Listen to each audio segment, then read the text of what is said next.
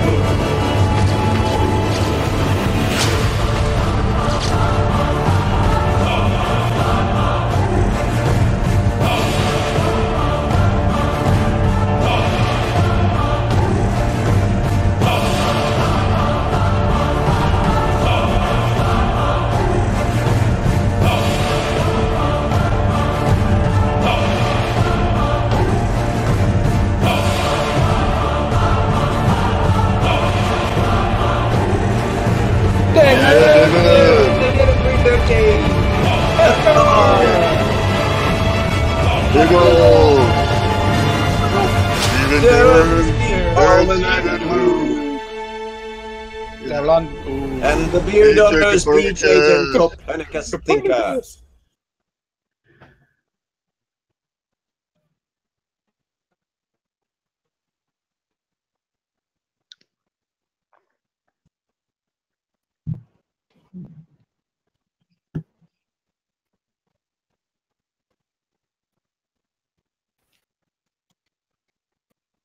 Yes, thank you very much.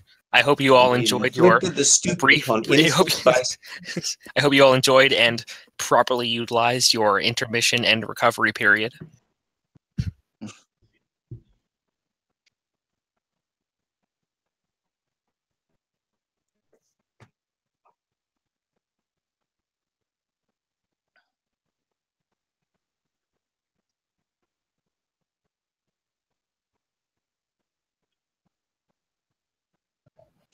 Can we use the term doctor loosely with her? Well, she's got a doctorate. Actually, no, she is a doctor. She does have a legitimate doctorate from Ohio University, right? Or Ohio State? If it's Ohio State, that just proves my point even more. Go Blue. I agree with you to go Blue, because when you yell Go Blue, you really mean Rock Chalk. No. The Wolverines.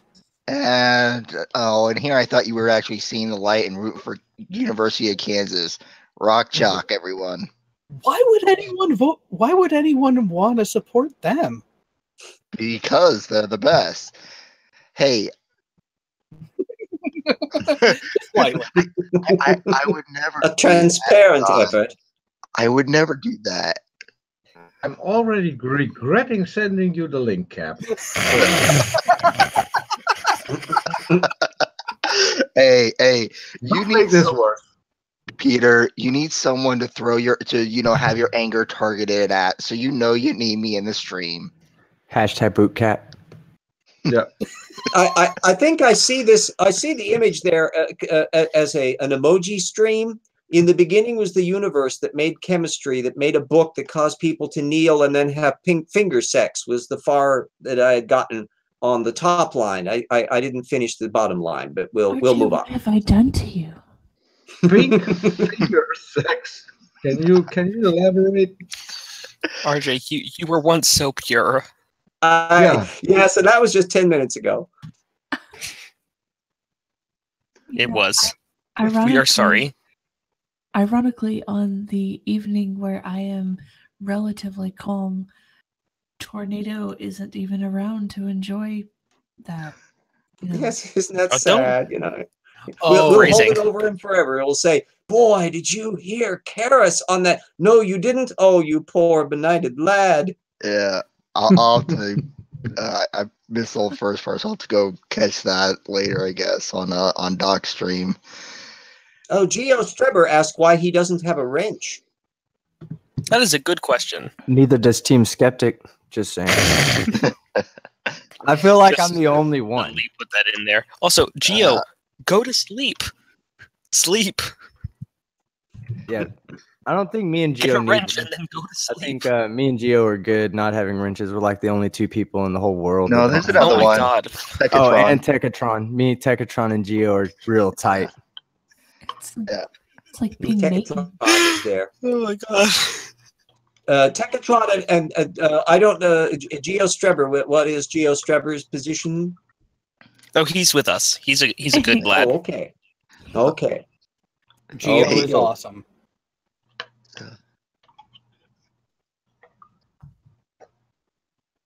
Ooh. Okay. Yes. There we go. refuse to say hi. Holy shit! No. Okay. Geo is Hey, already Brown gone doesn't to have a bed wrench for the here night either. and woken up. Laugh out What the fuck is wrong with me? What?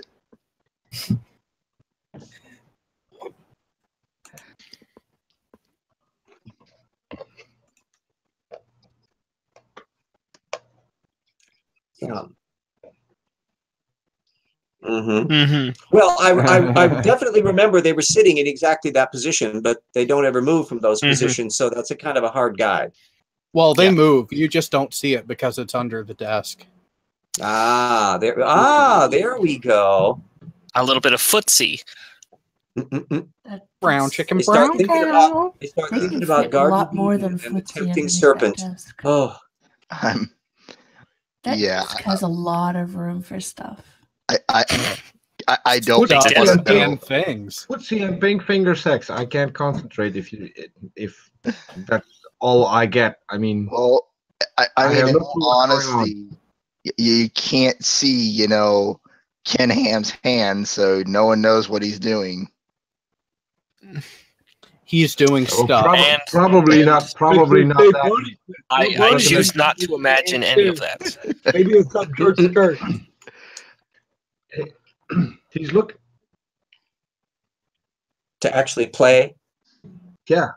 That's Sorry, It's- I don't Oh, make want the to be rude. stupid. I don't want to be rude, but you're in control of the play button. I mean, you are. Yeah.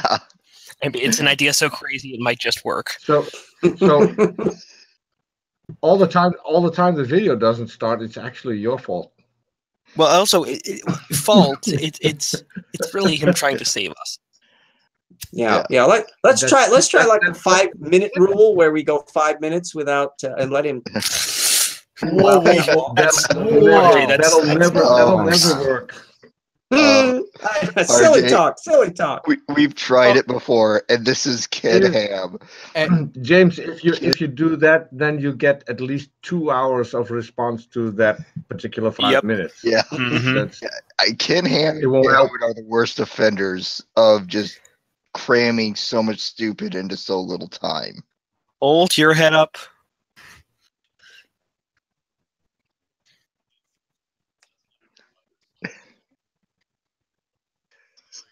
Yeah, I mean, it's already Tectonic. established that apple eating causes volcanic eruptions. Yeah. Yes. Yes, we are. Hey, ham is tasty. I Oh don't my want to know. God. I do not want to know about what you do with There we ham in your go. spare time. well, Virginia Cap, you baked ham haven't- is the best. I don't know what you guys were thinking. yeah. I mean, if he's talking nonsense, you got ham salad. I mean, nothing wrong with ham salad. And if you get 3 people together, it's a ham sandwich. Yeah. Hey, if you pull the bone, that's what Purdom is experiencing right there. Well, technically, Bodhi is screwing around with Oh my Ham's God. daughter. Can we start, please? I don't know which is worse, they're stupid or are stupid. Well,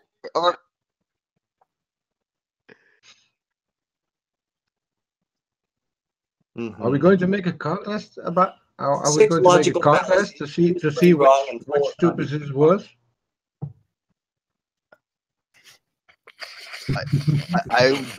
I can answer Jared's question about who's stupid is worse, theirs or ours. Ours is better because of the fact for only one reason.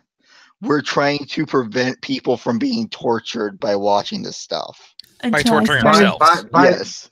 Cap, by your answer, you already, because it wasn't Jared, it was me.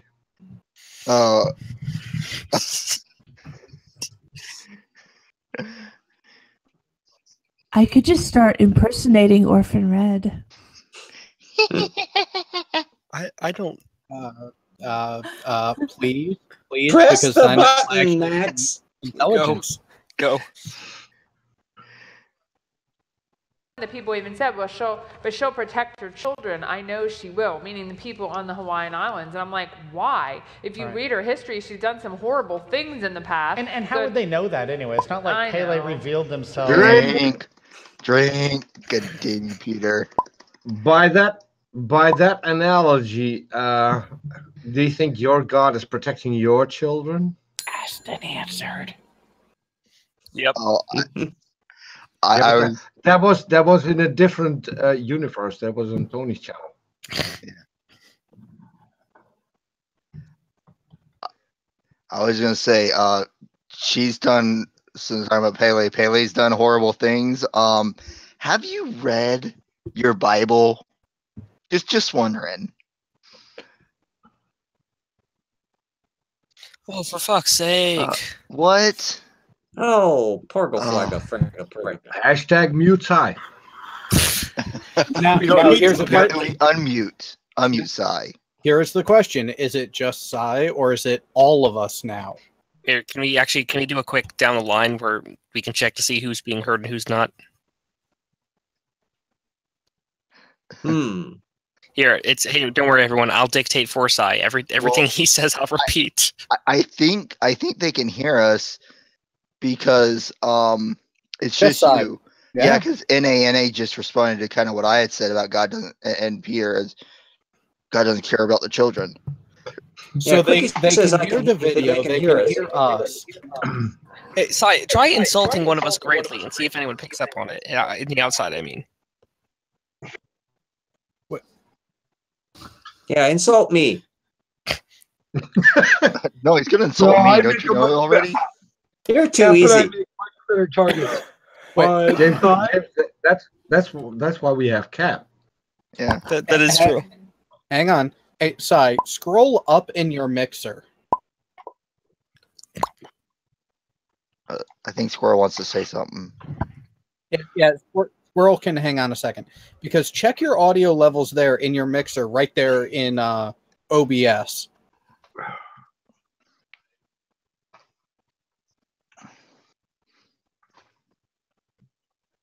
Your mic audio not the shows mic. that. Yeah, I can see yeah, it too. desktop audio. Your mic audio is silent.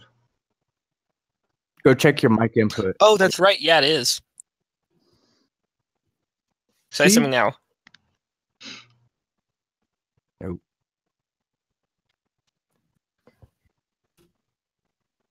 There it goes. All right. There you go. There we go. Right. We're good. Okay. Now he said truth of the matter said he can't hear me either. So can you guys hear me? I can hear you. Yeah, I hear you. We can all hear you. I hear you. I hear you fine. Technotron has made a good observation. When something bad shit happens on the watch of others' gods, it's because they're fake. But when bad shit happens under their own God's watch, it's because it's God's will. Or fake. That's actually accurate. All right. We're good. This is. If I may. Oh, We're all very glad you've become audible once more. Indeed. Yeah, because we got to be able to hear you when you boot Cap. Just going to be briefly. So I set your timer for. I went and looked in here. Set your timer for 7 minutes 28. We're 1 second from there. We can hit it. Oh, hold on 1 second. It says that now everybody is in an echo chamber. So are you sure you're not echoing through your own mic now? Uh-oh. I'm pretty sure. Yeah, because we're not getting any echoing in the feed we're hearing here. I think it might. I think we better check with other sources because that might be. As with the Bible, we may not want to take that literally. But literally. But when you watch his mixer, as we talk on the desktop with silent, both are moving very similarly. All right. Yeah. How's this? Okay. Let us kill desktop audio. You know what? This should work. This should do it. Yeah, Next. Anderson says you guys sound like you're in a well. Okay. Yeah. And everyone but Sai is echoing. Everyone but Sai is echoing. All right, we're good now, in theory. Which means we were getting. Says better. Yeah. which means that okay, Can we they should be still good hear now. us? Okay, good. Everything's There we good go. Good old now. days where we had all this mixer Thank stuff. you, Quickie. Yes, it's good now. This happened when I Oh. when I tried to get on Mel's show, her Spirited Science show. I had no audio from the computer whatsoever. It says because a Windows update had occurred, and standard things were set back to default. I had to reset everything, and apparently this was one of the ones that was also affected. Anyway, on that note, Sai, I think we're gonna have to not talk while you're playing the video, though. I think it's gonna echo if we talk while you play the video. Because I can see your mic going up right now while I'm talking. So once you unmute that desktop audio, pay no attention to that. Pay no attention to the fact that it says mic/auxiliary. The feed from that is Voicemeeter output. Voicemeeter mixes input from all of you guys and me and the video, and we should be good. So we'll hear it from the peanut gallery if anything goes wrong. Yeah, they'll tell us. Let's hear what Squirrel had to say, then we'll get back to the stupid and we'll find out. Good idea. This is God's benevolence. I want y'all to know that right here. My brother says the echoing is gone, but boot cap. Yes. All right, Squirrel, what did you have? Okay. I already told you. I went and I checked the original video to figure out exactly what it was. 7 minutes 28. Cool. He said we were a second off that, so we're good. All righty. Cool. All right, and I think we did have one more buzz. Cap, did you have something to add as well? Yeah. Zmorph was asking about where part 1 was, and that part 1 is on Doc Hackenslash's channel. He's doing a 24-hour live stream, and yes, you should watch that one. Most definitely. All righty, Karis, what do you got? This is unexpected, but I have to go to bed because I am literally falling asleep over here. Okay. Well, good night. Karis. Rest well. Thank you for joining us. And we had a grand time. Good night, Karis. Thank you, and good night, all. And Good night. sorry for the Bye. Auf Wiedersehen. Aloha. Night, Cap. Karis. All righty. And here we go. Just call her Cap. No. He was trying Oh my God, we killed Karis. I thought he said night Cap and then said Karis. I was like, go ahead. Okay. Yes. Well, I had myself muted and I clicked on it again. Okay. On that Resume note, the stupid. let us resume. Here we go. The Word of God is a revelation from God. So let me ask you a question then. So why is this volcano erupting? Because it's a fallen world. Because We know yeah, that. that's It's a just what groaning happens. fallen world. Natural laws And because we do believe in plate tectonics, right? And in fact, didn't Christians really suggest that first? Yeah, Alfred Wegener was the first one to actually. Cap, you seem to have buzzed in first. Please go ahead. Yeah, the Word of God is a revelation of God, but your God is not revelation of God. And we know about plate tectonics. Yeah, that is why your whole God is believed to you. If you believe the account in Exodus and that, which never happened, but if you do, you have to believe your God is a volcano. So yes, volcanoes by your own religion are God. Okay. RJ, what have you to add? Oh, he just made the boner about, didn't Christians come up with plate tectonics? Young Earth creationists were objecting strenuously to plate tectonics all through the 60s and 70s and 80s, and only later on did they decide to adopt a science that they had no part in and had objected to, and because they needed some way to get the continents to go razzle-dazzle, super-duper fast. To get at the post-flood world. So you're bearing false witness, Ken. So RJ, are you telling us that, Ken Ham here is not being honest? He has actually intentionally violated commandment number 9. Or he's a complete idiot. Actually, he technically is not violating number 9. That was only to bear false witness against the neighbor, and that was only reserved for in a court of law type situation. Because what you accuse someone of, you then got punishment of if you lied about it. I see. You got the punishment they would have gotten. You have the future in the Trump administration with rationalizations like that. Call Rudy Giuliani. It's not technically a violation of the ninth commandment with how the ninth is used. I see. Okay.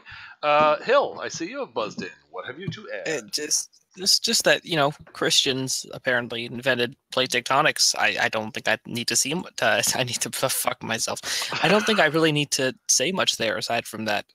That's not accurate. I mean, I would tend to agree. I'm sure I'm sure it was people who were Christian rather say people who happened to be Christian who proposed plate tectonics, but to say Christians did it is not accurate. That would be science. Not religion. Plus, if you remember a little while back, Kenny said we believe in plate tectonics. Let's not conflate things with religion. Religion you have to believe, and that's okay. You can believe. Plate tectonics is not something you need to believe in. You can look at the evidence and decide. And once you've decided, you don't believe, you know. So that was another little something there. Well, to a high degree of accuracy. You're saying it wrong because we all know science is evil and of Satan, unless Ken Ham says otherwise. So it's not believe, it's alive. Don't you all remember in Sunday school when they would read to you about plate subduction in Leviticus? Yes, indeed. Yeah, it's Leviticus 23:2, I think. What glorious days! All right. So I have a question. I have a question. Okay. Go ahead, Peter. Is that wiki still happening? It is. And so if the wiki is still happening, I want to submit another topic for the wiki.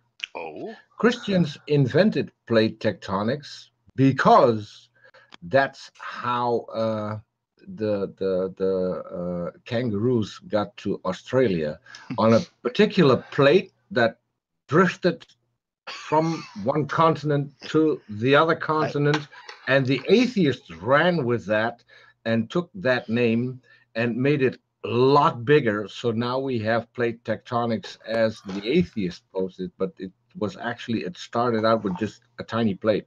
Actually, Peter, I heard a different theory which relates back to volcanoes, which is that certain, say, small marsupials actually, for example, got to Australia via riding the explosions from volcanic eruptions in the Middle East. I heard that also, but that's an ballistic marsupial already theory. Used.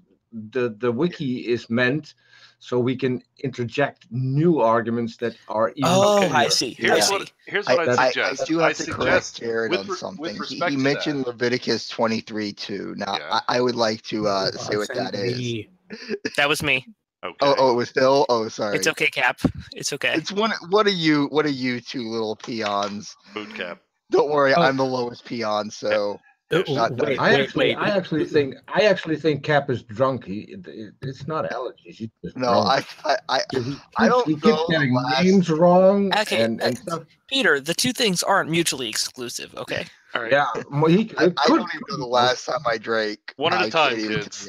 One at a time, kids. All right. Now we're really okay. Cap, go ahead, and then really we got to get over to teams. I was just gonna ask because Leviticus 23:2 talks about how when you have the feast of the Lord, you shall proclaim it to be a holy convection, and even those are His feasts. I'm just trying to figure out how that works with plate tectonics. Hey, it fits just as easily as Job does with the Brontosaurus. Yeah, right. true. Yeah, I'm sure we can. I'm sure we can make that work.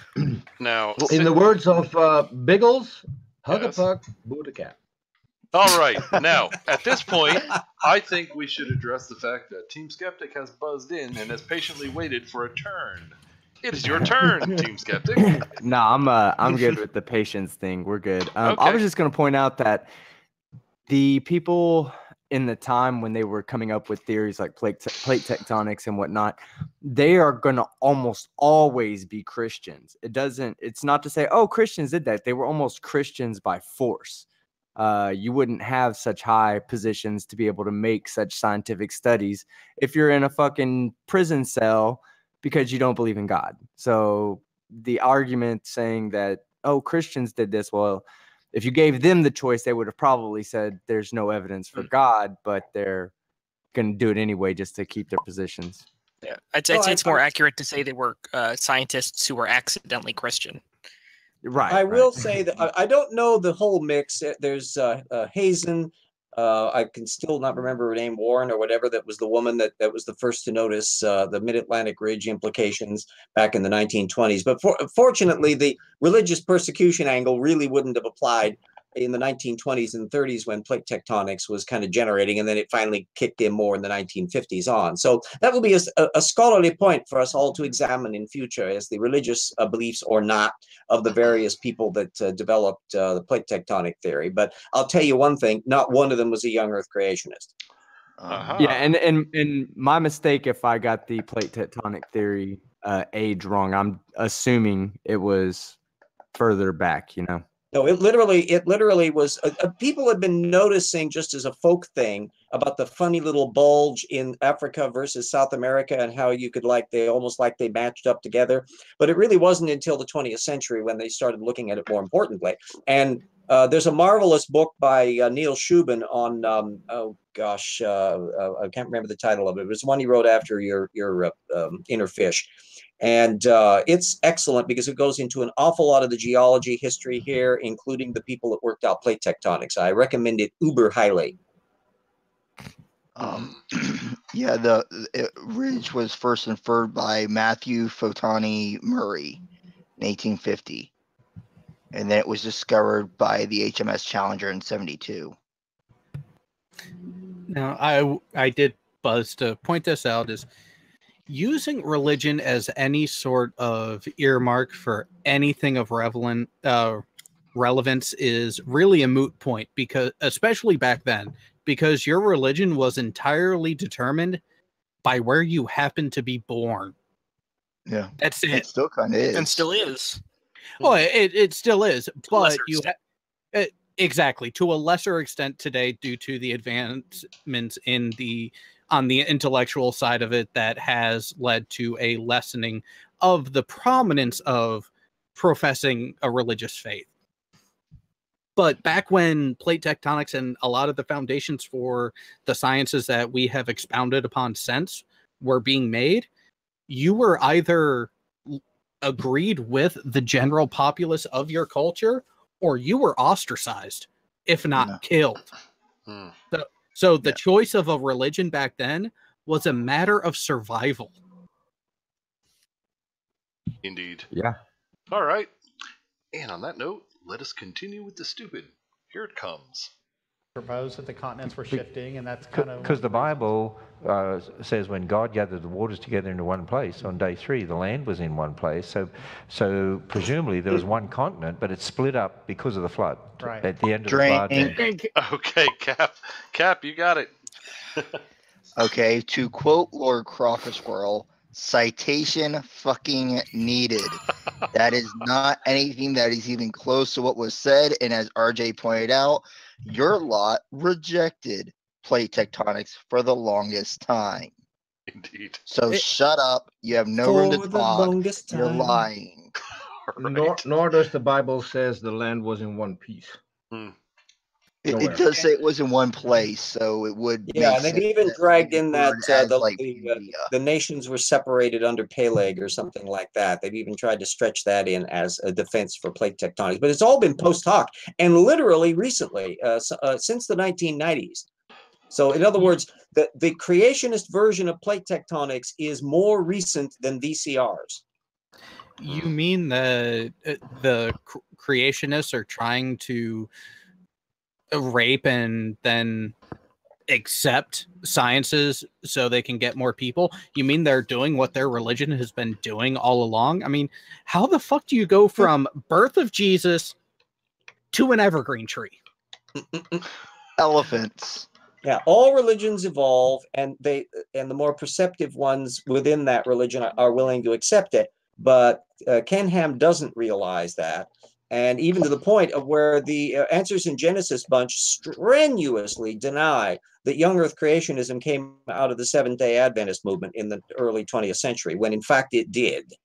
Well, and not just that, is in his statement right here. So getting back to the video itself and what he said, he is now laying the foundation to accept plate tectonics in all of its wonder, but he's saying, well, it broke apart because of the flood.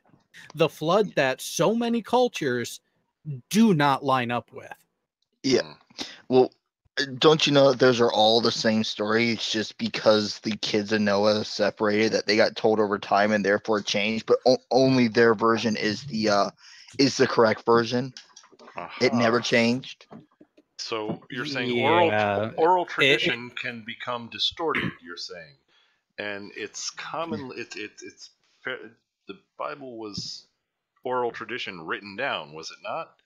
Yeah. So, and quite recently, it's only in the first Yes. millennium BC that you actually start getting written text. So, Okay, so- all they were doing beforehand was taking all the made up shit that they collected from the various cultures they bumped into, including the Babylonians, and then finally smooshed it together to make the happy little bouillabaisse that we call the Old Testament. We all know Jesus is immune to the game of telephone. Yes, Of course. yes. Everyone Everybody's else's religions story. have problems with this except theirs. Yes, everyone else has had the distortions, but somehow one group did not. Okay, I hope they picked the right group. It's all okay. clear now. Yeah. Okay, RJ in the chat, there's a message for you that I find really odd and fascinating from Jay Brown. Let RJ know that I know a family of Seventh-day Adventists that do not believe in young Earth. The father is a science teacher. Oh yeah, the Adventists have undergone an evolutionary mutation, and relatively recently. Whereas the Adventists were flat out, full bore young Earth creationists, and there are an awful lot of them that still are. Most of the ones that actually do paleontological stuff in that and publish are from Loma Linda University, the Seventh-day Adventist one. But no, it's kind of become fuzzier. So there's a local Adventist denomination that I went to see a couple years ago, where they were having a bunch of lectures, and the preacher there literally didn't know that his denomination had started out a young Earth creationist one. So that doesn't surprise me at all. You've got kind of backslider ones, and then Ben Carson, who's a Seventh-day Adventist, he kind of makes up his own shit as he goes along too. So the Adventists are evolving just like everybody else. RJ, but they deny evolution. Hold on, RJ. This mutation, would you say it added or removed information? I just got to point out a fact that we all know.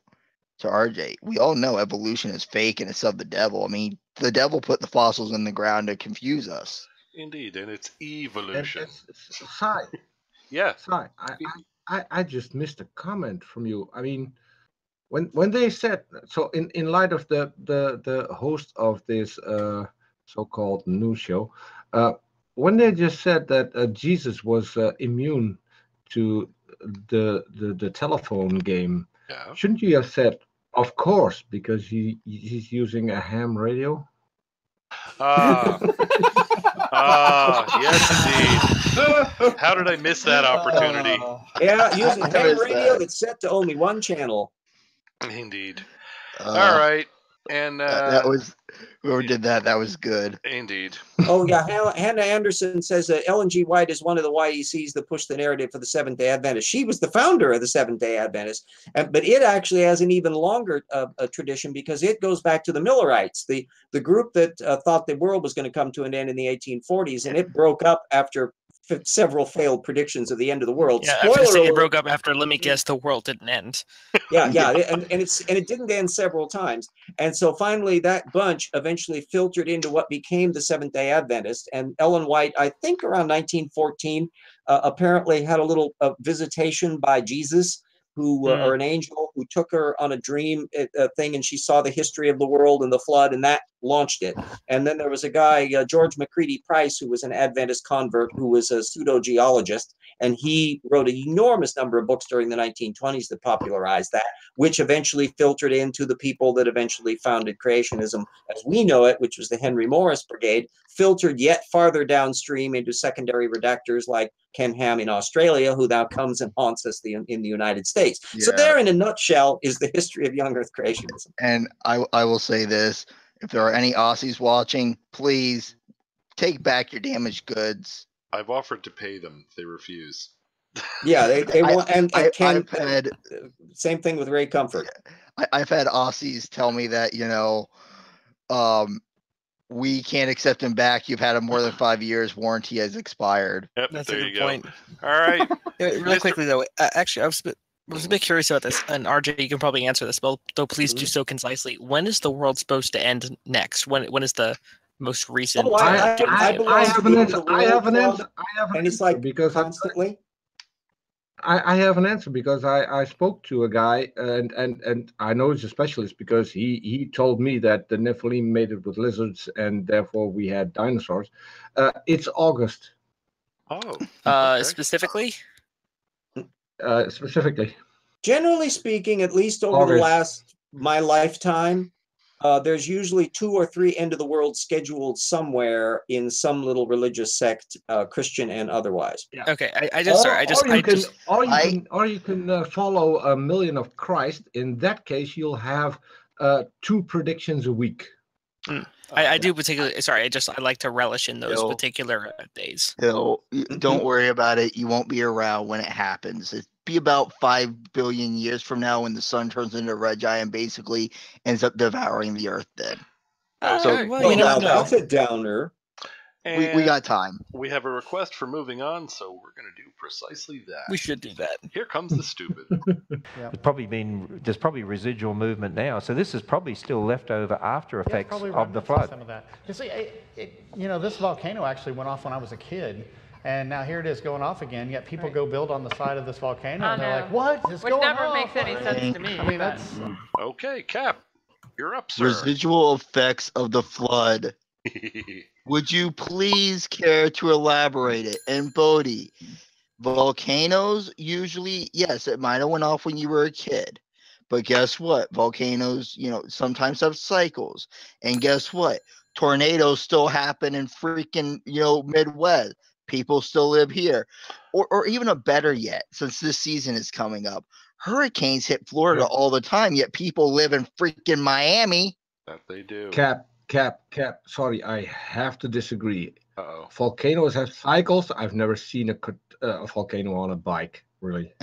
Okay. They have a rough estimate of how many years it takes for them to re-erupt in that, I believe. I could be wrong on that. If I am, correct me, but I think that's how you can kind of guess when they're going to erupt based on how often they erupt and when.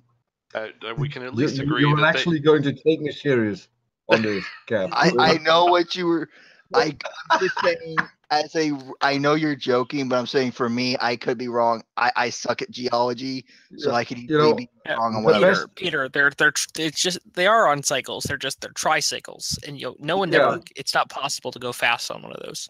All right. I'm just saying. In Holland, the best joke is when someone just started to explain what actually happens instead of the joke. Those are usually the best ones. Well, my buzz is apropos this. RJ, what have you?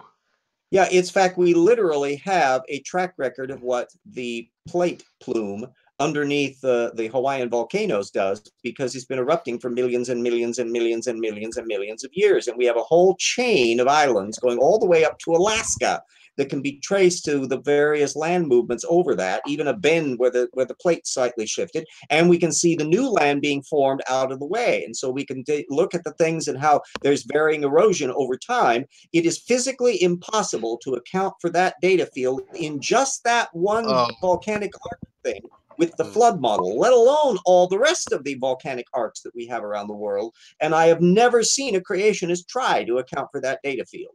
Indeed. All right. You see, they want to keep, when it comes to science and those kinds of things, they want to keep the events, but they don't want to keep any of the actual information surrounding them. Yeah. All right. And it's not just the volcanic plumes. We've got some spectacular examples, not only with the Hawaiian archipelago, but we've got volcanic plumes in the middle of a plume underneath Yellowstone, where we can trace that shift over millions of years. And we literally can trace it from the volcanic ash that falls that's very, very specific, and they can date one versus another. We've got one down in the Indian Ocean that's connects up with the volcanic eruptions in the Deccan Traps that were partly responsible for the dinosaur extinction. Oh, no. There is a lot of volcanic data, and the very existence of airborne volcanic ash all through the fossil record is one of those little dirty secrets that Andrew Snelling knows about, the creationist geologist, and has kind of bypassed. And I would wager not one of the panelists on that show has thought 1 microsecond about it. Probably So not. you mean to say a creationist isn't honest? That's crazy talk. Well, let's say that they get big Tortugan alerts flashing in neon lights. Yeah. All right, I see Jared has buzzed in as well. Jared, what have you to add? Oh. All right. So, as someone who has actually been to Hawaii and actually spent a decent amount of time there and is of a curious mind, the volcano that is erupting has actually always been in a slow bit of eruption.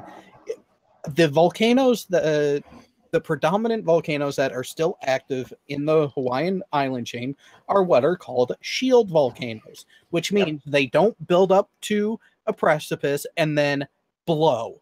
They are a constant, slower, oozing type of reaction.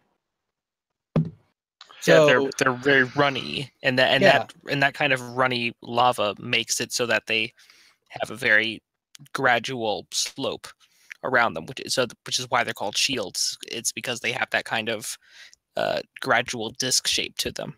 Yep. Yeah, and every one of that takes time, way more time than Ken Ham's creationism can allow. That's actually interesting. I did not know that they were called that. I just thought it was just a normal volcano. Yeah, they got two types. The kinds we have over in my neck of the woods are what I call pimple volcanoes. They're these ones that are formed from the magma plumes from down below, and they tend to be explosive. And Vesuvius is another one of those. They will produce big cones, and they'll produce pyroclastic flows. You don't get pyroclastic flows from a shield volcano. Nope.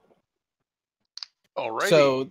So the fact, so he was not even wrong, because it's not that it erupted when he was younger, then stopped, and now is doing it again. No, it's continually been doing it, just at such a slow rate that it wasn't risking anything.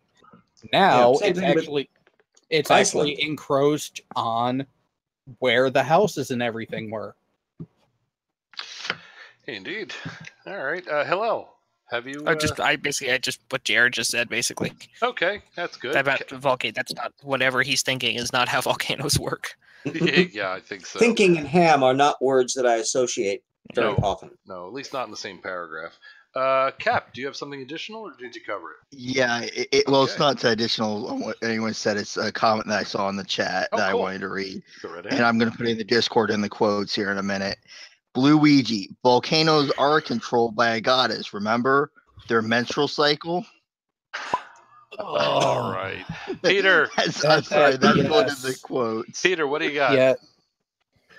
Yeah, well, the more I think of it, the more believable this God Peli actually becomes. Because if we just look at the facts, if you go to Hawaii, you still see people dressed in the traditional way. You know, how they were created. And if you go to Israel, you'll never see a Jew walking around in a fig leaf. Quite true. Well, maybe if you ask nicely. All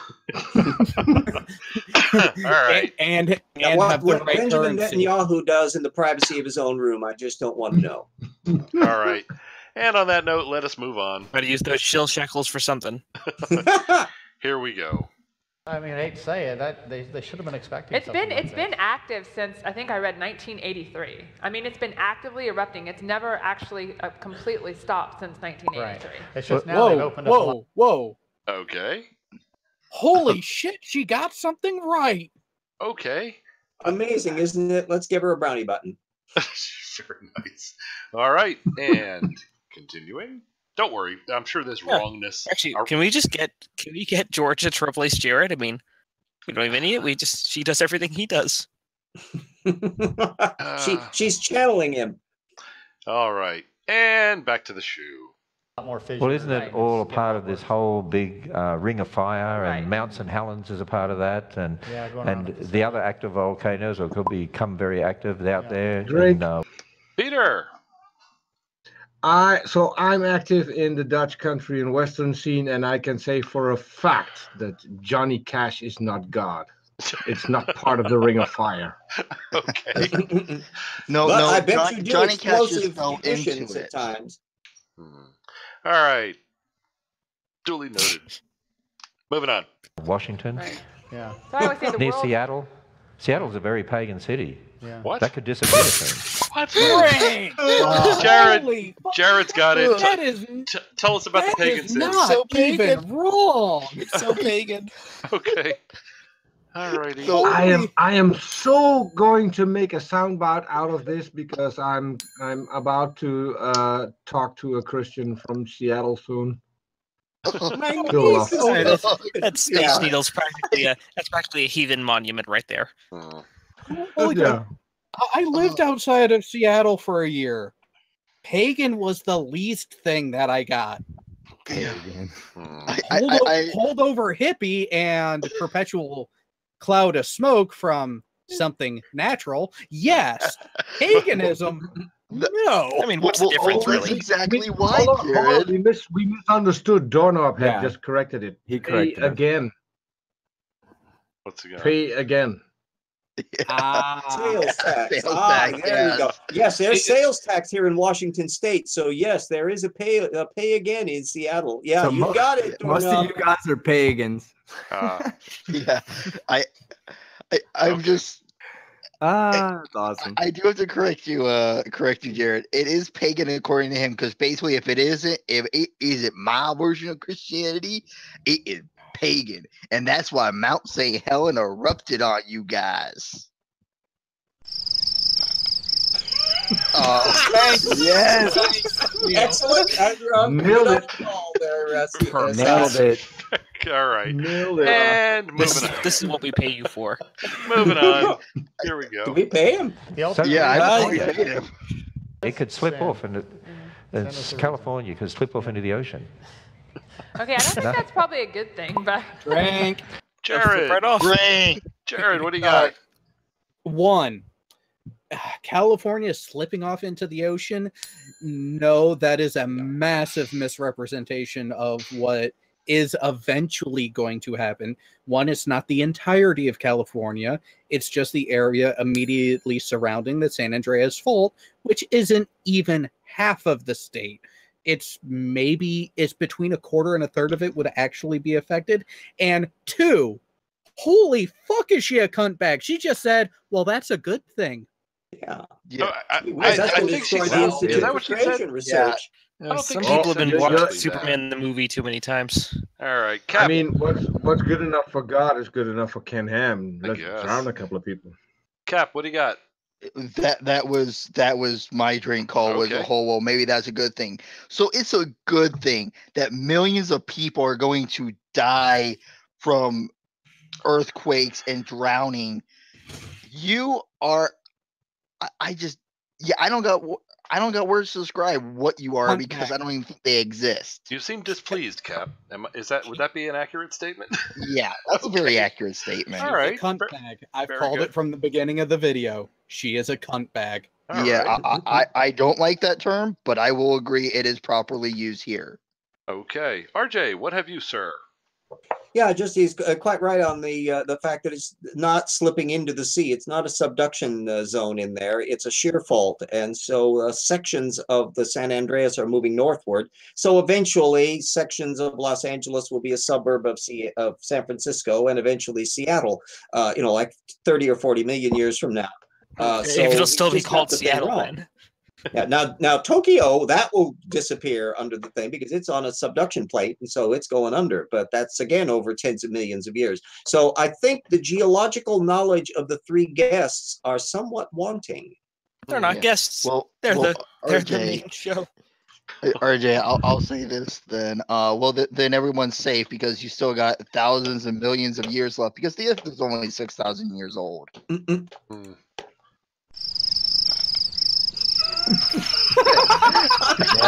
need to get my own pet. Okay, I need to get my own pet cricket. I gotta get a pet cricket now. You are fast on that boat. All right, and let us move on. Hopefully, he'll leave a little gap in the stupid. I know that's a ridiculous thing to wait, hope for. wait, hang on. We have to address a question from Geo Straber in the chat. Oh, what's he got? Will it be called San Angeles after the franchise wars? Actually, there's been an argument that the whole thing from San Francisco to San Diego should all be one megalopolis, so it'd be called San. I just gotta ask. I just gotta tell Sai something. Okay. Hoping to leave a gap between the stupid. Sai, go drunk. You're home. Yeah, I have to agree with you, Cap. That was a little ambitious of me to think that such a thing could actually occur. I misunderstood. I thought he said leave a cap between the stupid. All right. And in any case, let us see what stupid awaits us. Moving on. But yeah. So, hey, somebody said here, wow, considering the museum and the Ark Encounter are supposed to be failing, you're spending an awful lot of money on a theatre that nobody is going to come to. Yeah, because you know what, the atheists... We hear that all the time. Oh, you know what? Somebody sent me a thing this morning with some atheist... Hill, what do you got? It's not a drink. It's just that, transitions are hard. Segues, they're difficult for some people. And also, you guys ever had cheese? I mean, cheese is just the stuff. All right, Cap. Yes, anyone get whiplash from the sudden change of conversation on Ham's table there? Yeah. It's like, oh wait, we're not talking. We spent too long without talking about me. Yeah, and it is failing. But enough about me. Let's talk about my It hair. has enough. He just has enough donors to AIG that's able to keep it all afloat. No pun intended. All the attendance records have indicated that it's not doing terribly well. It's not meeting the expectations they were promising the people that were giving them a bunch of tax breaks to, and they have behaved in a very unpleasant way to the people around them. So this is entirely consistent with the self-serving. I hope that one day I hope that one day I get to visit this encounter before it all, no pun intended, goes downstream. Yeah, indeed. I was just gonna say it sinks, but yeah. Yeah, I was saying that the Ark Encounter has trouble floating. Mm-hmm. Yeah. Indeed. All right. And it's having a bit of difficulty keeping its head above water. I just find this funny though, and it's actually funny. If this is supposed to be built to the specifications that God gave Noah, why is it that after a year, with not even being in water or torrential or continuous rain for I can answer. Why is there weather damage that needs to be repaired? Okay. Where did the wood come from, Cap? Tell me. Well, see, they didn't use gopher wood. Instead, they used the traditional materials, stainless steel, and concrete. James, I'm serious. Where did the wood come from, Cap?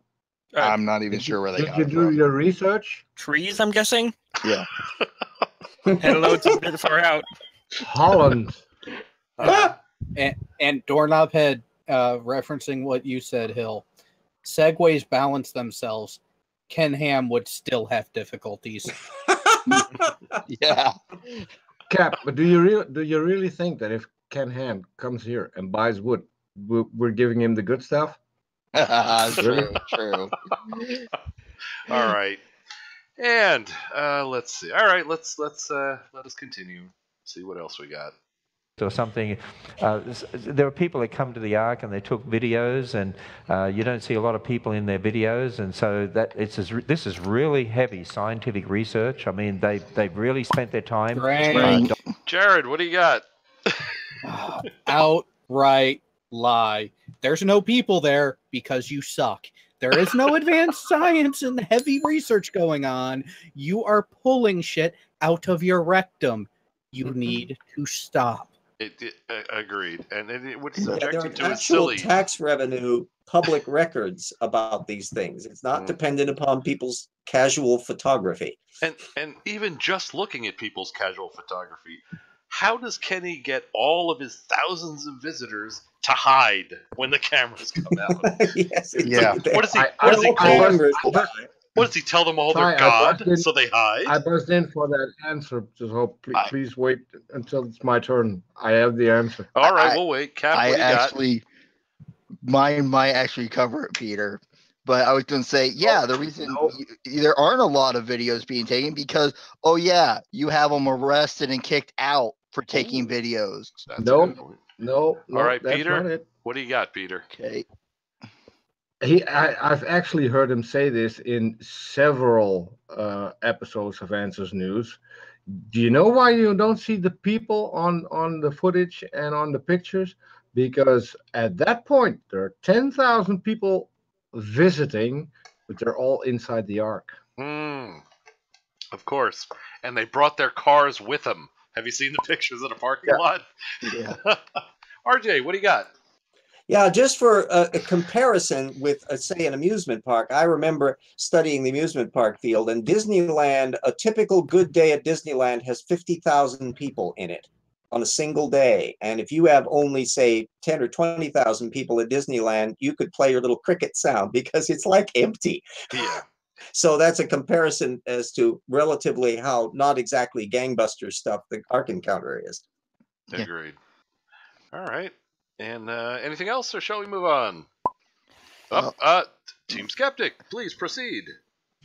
Yeah, Jared just said that that he's pulling this out of his ass, and since ham is made from pig, I looked up and saw that pig anus is actually a delicacy. It's called pork bung.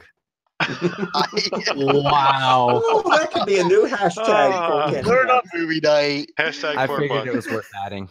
It was. I say we're really bung of we creation. really are eating it up.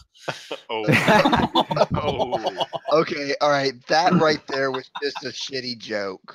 Indeed. Yeah, and I can assure you, if ham's anus is going to be a delicacy, I'm going vegan. I'm online, hold the mail. All right, and moving on. Documenting all this, they know exactly how many people are coming on the basis of somebody's video at the Ark. Nobody's coming to the Ark. Yeah. How childish! Well, how stupid! Actually, you can go. You can go to the Ark on a busy day, and you can look outside, and you won't see anybody because there's 10,000 people inside. Well, maybe not 10,000. There you go.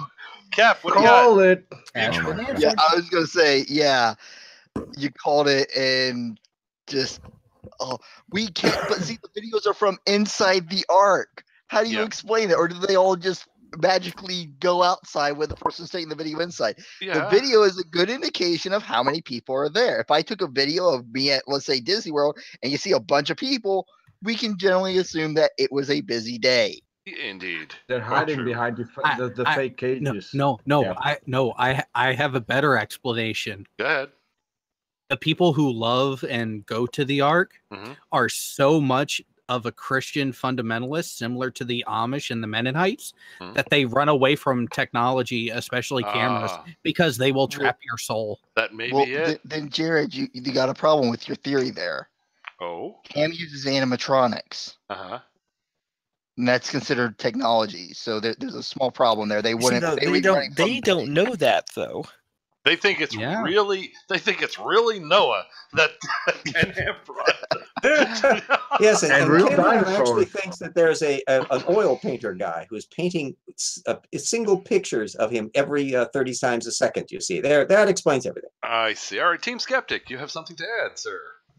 Yeah, the last time I saw anything about the Ken Ham's Ark park or whatever the fuck it's called, they were having to they actually reduced their restrictions on hiring practices because not just were people not showing up, but Christians didn't want to work there either. So they had to hire atheists, but they had to get them to sign a paper saying that I don't remember exactly what, it's something about that they wouldn't express their atheistic views while at work.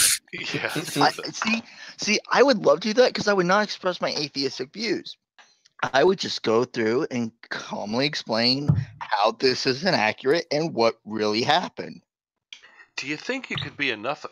Here's another way to go at it. Do you think you could be enough of a Poe that the real visitors there would actually detect that you were being a Poe, or would they just eat up everything you said? They probably would, if I was acting as a Poe, such as like, yes, and God sent the flood. No, hold on, I gotta get my preacher voice out. And God sent the flood waters onto the earth to destroy the evil of humanity. And so they all died, and only the animals you see here are the kind that survived. I think they would eat it up if I just did eat like that stuff up. All right. I see Jared has something to add. Jared, what do you got? Oh, sewer tapes coming in, busting the door wide open. I can't wait for the Ark After Dark encounter. That sounds sexy. Ark After Dark. Yes, I'm going to recreate Sodom and Gomorrah right there in the Ark. All right. Oh, Hashtag Ark After Dark. I got one better. Crypto. He still wants to build Beavis, who is Butthead. Ooh, Bob Senior on there. The sex boat.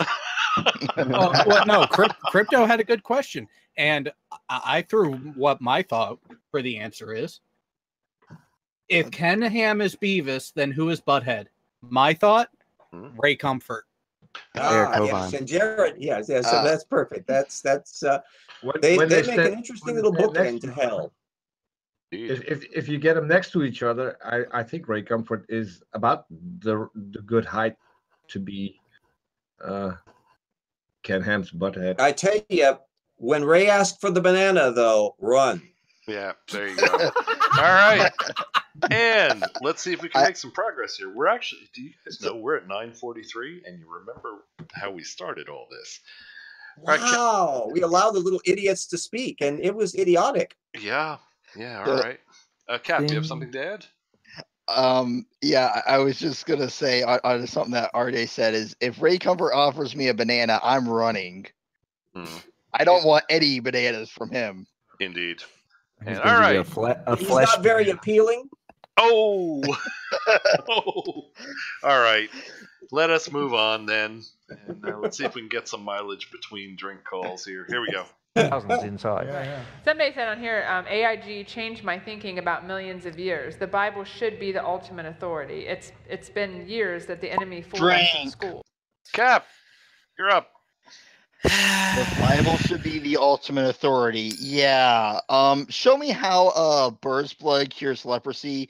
And you of all people, please explain to me what an animal sees when it's screwing another animal will dictate the offspring instead of genetics, with you being a genetic biologist or supposed to be one. Yeah, good points. RJ, what have you to add, sir?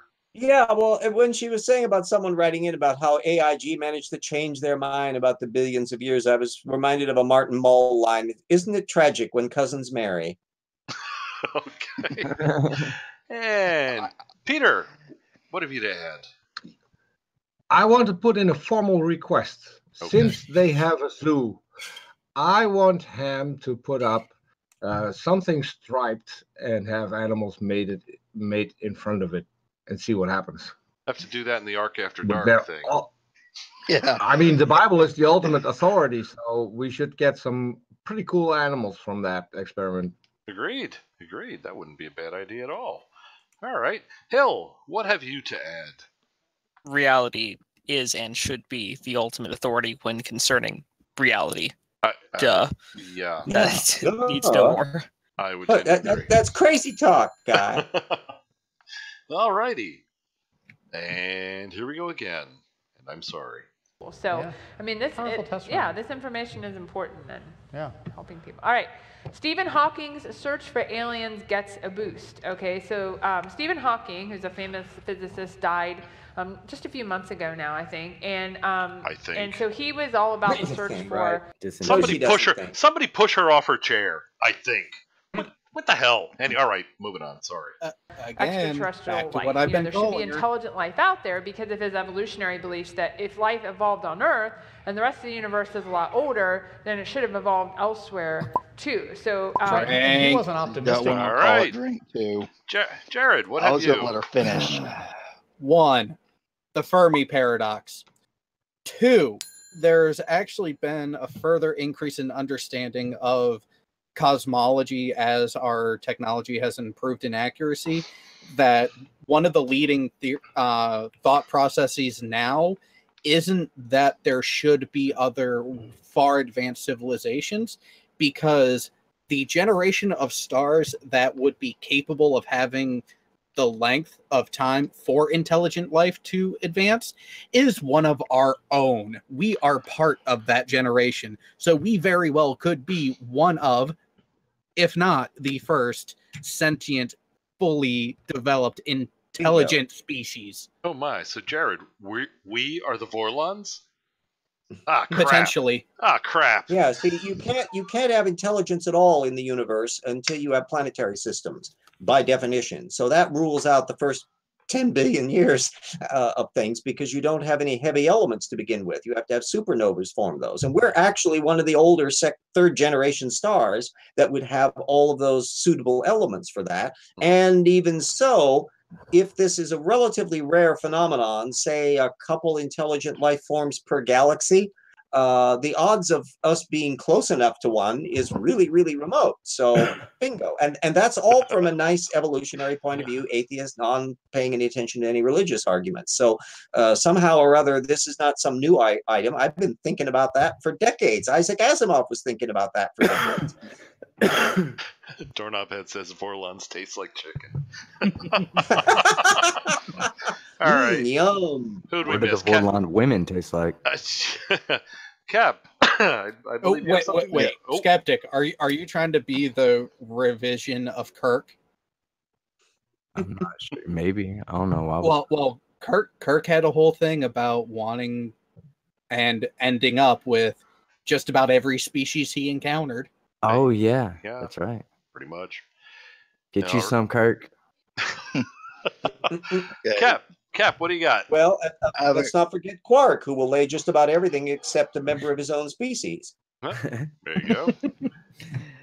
I have one comment to read, and then I'll get into what my original point was. Okay. It says, oh crap, I just lost. Here it is. Can you meet Belu at the Ark? That's from Biggles Biggleson. Yep. And then what I was going to say was, Purdum's, what she's trying to say about Earth is the only place where life is. That is one of the most arrogant positions you can hold. And two, it completely screws with their whole point of a designer. The design argument, if you're going to use it, we got a lot of wasted space and a lot of wasted parts in our universe if Earth is the only place that has life, and the universe was created for us for life. And rule number one of design, make sure you know what in the hell each part you're putting into a drawing is for. Yeah, and don't buy a swimming pool to house goldfish. Yeah, it's just, it makes no goddamn sense in what they're trying to say from any designing perspective of, as far as like if you're using it as God designed the universe. We have one surefire indicator of extraterrestrial life, and other than like radio signals, you should see a planet with liquid water oceans and oxygen in its atmosphere, and that's a planet with life on it. Yeah, and not only that, another point that we could bring up is, with that for intelligent life. I mean, you have the duck equation. I mean, the Drake equation. Sorry, I'm getting my animals. The duck equation. I think that's much more fun. I quack up over that one. Yeah. So it's so you have that as well. So you you really fail on all points there, Ken. Indeed. All right, Hill, what have you?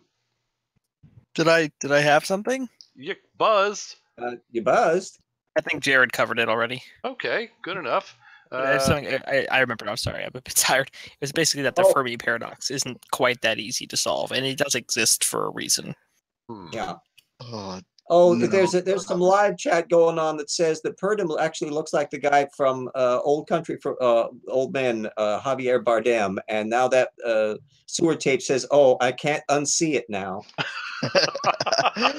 Yeah, Doorknob Head. Apparently, I made a meme. Duck equation. I was just trying to make a joke off of the play on words. Gotcha. Understandable. Make a meme. The duck equation applies to the science fiction movie where there were all the little duck people and stuff. What was the name of that one? RJ? No, that's not the duck equation. We all know the duck equation is how you figure if someone's a witch or not. Well, and to point out, to get this on audio record too, Geo asked me a question. What do you mean by other intelligent life? The video you're watching proves there's none on Earth. my response? We are the intelligent life, Geo. Not the subjects in the video, but most of us on the panel. # bootcamp. Okay, I am glad you clarified most, because I was going to say I'm questioning the intelligence of Psy because he keeps bringing me back. Me too. Anyway, Team Skeptic, have you something to add as well? Yeah, mine was just going to be kind of like a hypothetical question for the panel. Let's say, do you guys think we will ever get to a level of quantum computing that we can accurately predict like how the universe expanded to, relatively small percentages of error, so that we can also use that to predict where life will be abundant on other planets? Oh, that's actually an interesting question. And one thing that it does look, solar systems with planetary stuff around them seems to form on the leading edge of spiral arms of galaxies. That's one factor, although the whole evolution of the universe part really wouldn't apply on that one. And those are waves that cycle through, so stars come in and out of these things. But the nebulas that seem to be planetary formations occur in those. So the probabilities of shock wave nodes in galaxies would be a rough measurement of it.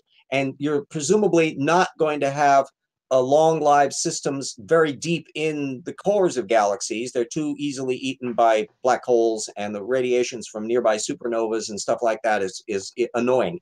So it's highly likely that you would expect to find intelligent life, or life in general, on these leading edge systems that are out in the spiral arms. So that's the general equation. But we've got trillions of galaxies in the universe.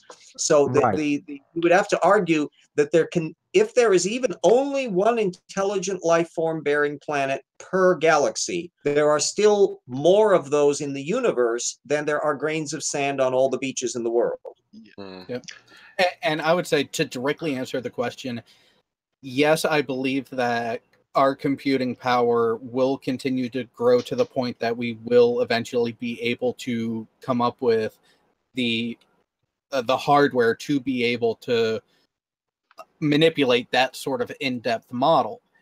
However, I don't see it happening in this century. Maybe the next. It won't happen. It would take I'm a more long confident. Yeah, I'm with you, Jared. I don't see it happening in our. I think it would be at least maybe another 200 years till we get to that point.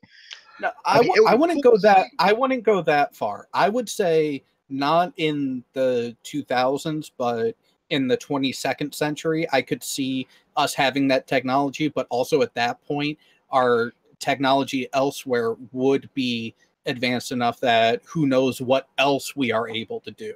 Yeah. It's. I don't know. I guess I'm not as optimistic as you. I think it would be the 23rd, but. Well, I'm looking at how the historical technology has increased, even with, when you really look at it, it is kind of stair-steppish. It's not a clean progression. It does have its ebbs and flows to it, where right now we are kind of in an in-between, where in some areas we are making some wonderful advancements while stagnating in others. So there will be another massive push within the next 100 years, statistically speaking. Yeah. Let me give a historical perspective on it. But then again, guys, I don't want to sound obviously Dutch, but you still have Trump as a president, so that's where about the next century could. But I'll give you a historical analogy. 80 years would take us out to the end of the 21st century. Let's jump back 80 years to the 1930s. Try telling somebody in 1930 that in the year 2018, millions, if not billions of people on the planet carry around portable telephones that have the computing power, and you'd have to explain what that is, that would be able to do billions of calculations every second, that they'll have the libraries of the world instantly accessible by satellites in space. I'm more of a technical optimist, presuming, of course, we survive the Trump administration. I was actually just getting ready to point to cell phones, that if you look back even in the 90s or even early 2000s, we'll just go there. The Nokia tank, how that thing didn't do a whole lot. Now we got freaking smartphones that are smaller, or not smaller, but they might be a little bigger, but they're thinner and lighter than the Nokia tank, and they can do 1 million times more things. Yeah. So I'm much more of a technical optimist here. Yeah. And even in terms of it, to figure out the big question in terms of big cosmology has to do with dark matter and dark energy. And in some respects, the figure of how the universe evolves in the big picture is way less significant than the implication of what it is that dark energy and dark matter are, because I think that actually will relate to a variety of potential technical innovations about what goes on among neutrinos and subatomic particles that will have technological spin-offs that we cannot even imagine here in 2018. Yeah, I mean, well, and that's where my thought, looking at it from a rational, statistical, just purely mathematics mindset, is knowing how things have been progressing and changing. In order for us to get to that point where we can have both the computing power and the knowledge to replicate a model in a computer environment that resembles our universe, so we can, through that, examine how things do evolve on the truly galactic scale and the universal scale. That's where I put that time closer into the about 100-year range, because first we need the technology to get there, which we are on the way towards, which will probably hit in the next 20 to 50 years. But then once we get towards that level of technology, then our understanding of dark matter and dark energy and those other parts of the universe is going to enhance, that we need the technology for first. So once you have those two come together, which will be closer to that 100-year mark, then we will be able to go to that full-fledged model. Sai, before you begin the show again, which we will have to do to get back to the twaddle, may I make the observation that the conversation that we just had here over the last few minutes contains roughly 100 or 1,000 times as much actual science knowledge than all of what we've heard from Georgia Purdom and company in their show today? That's a damn good observation. It's funny how nobody said moving on in the chat at all. Well, that's, I blame all of you for that.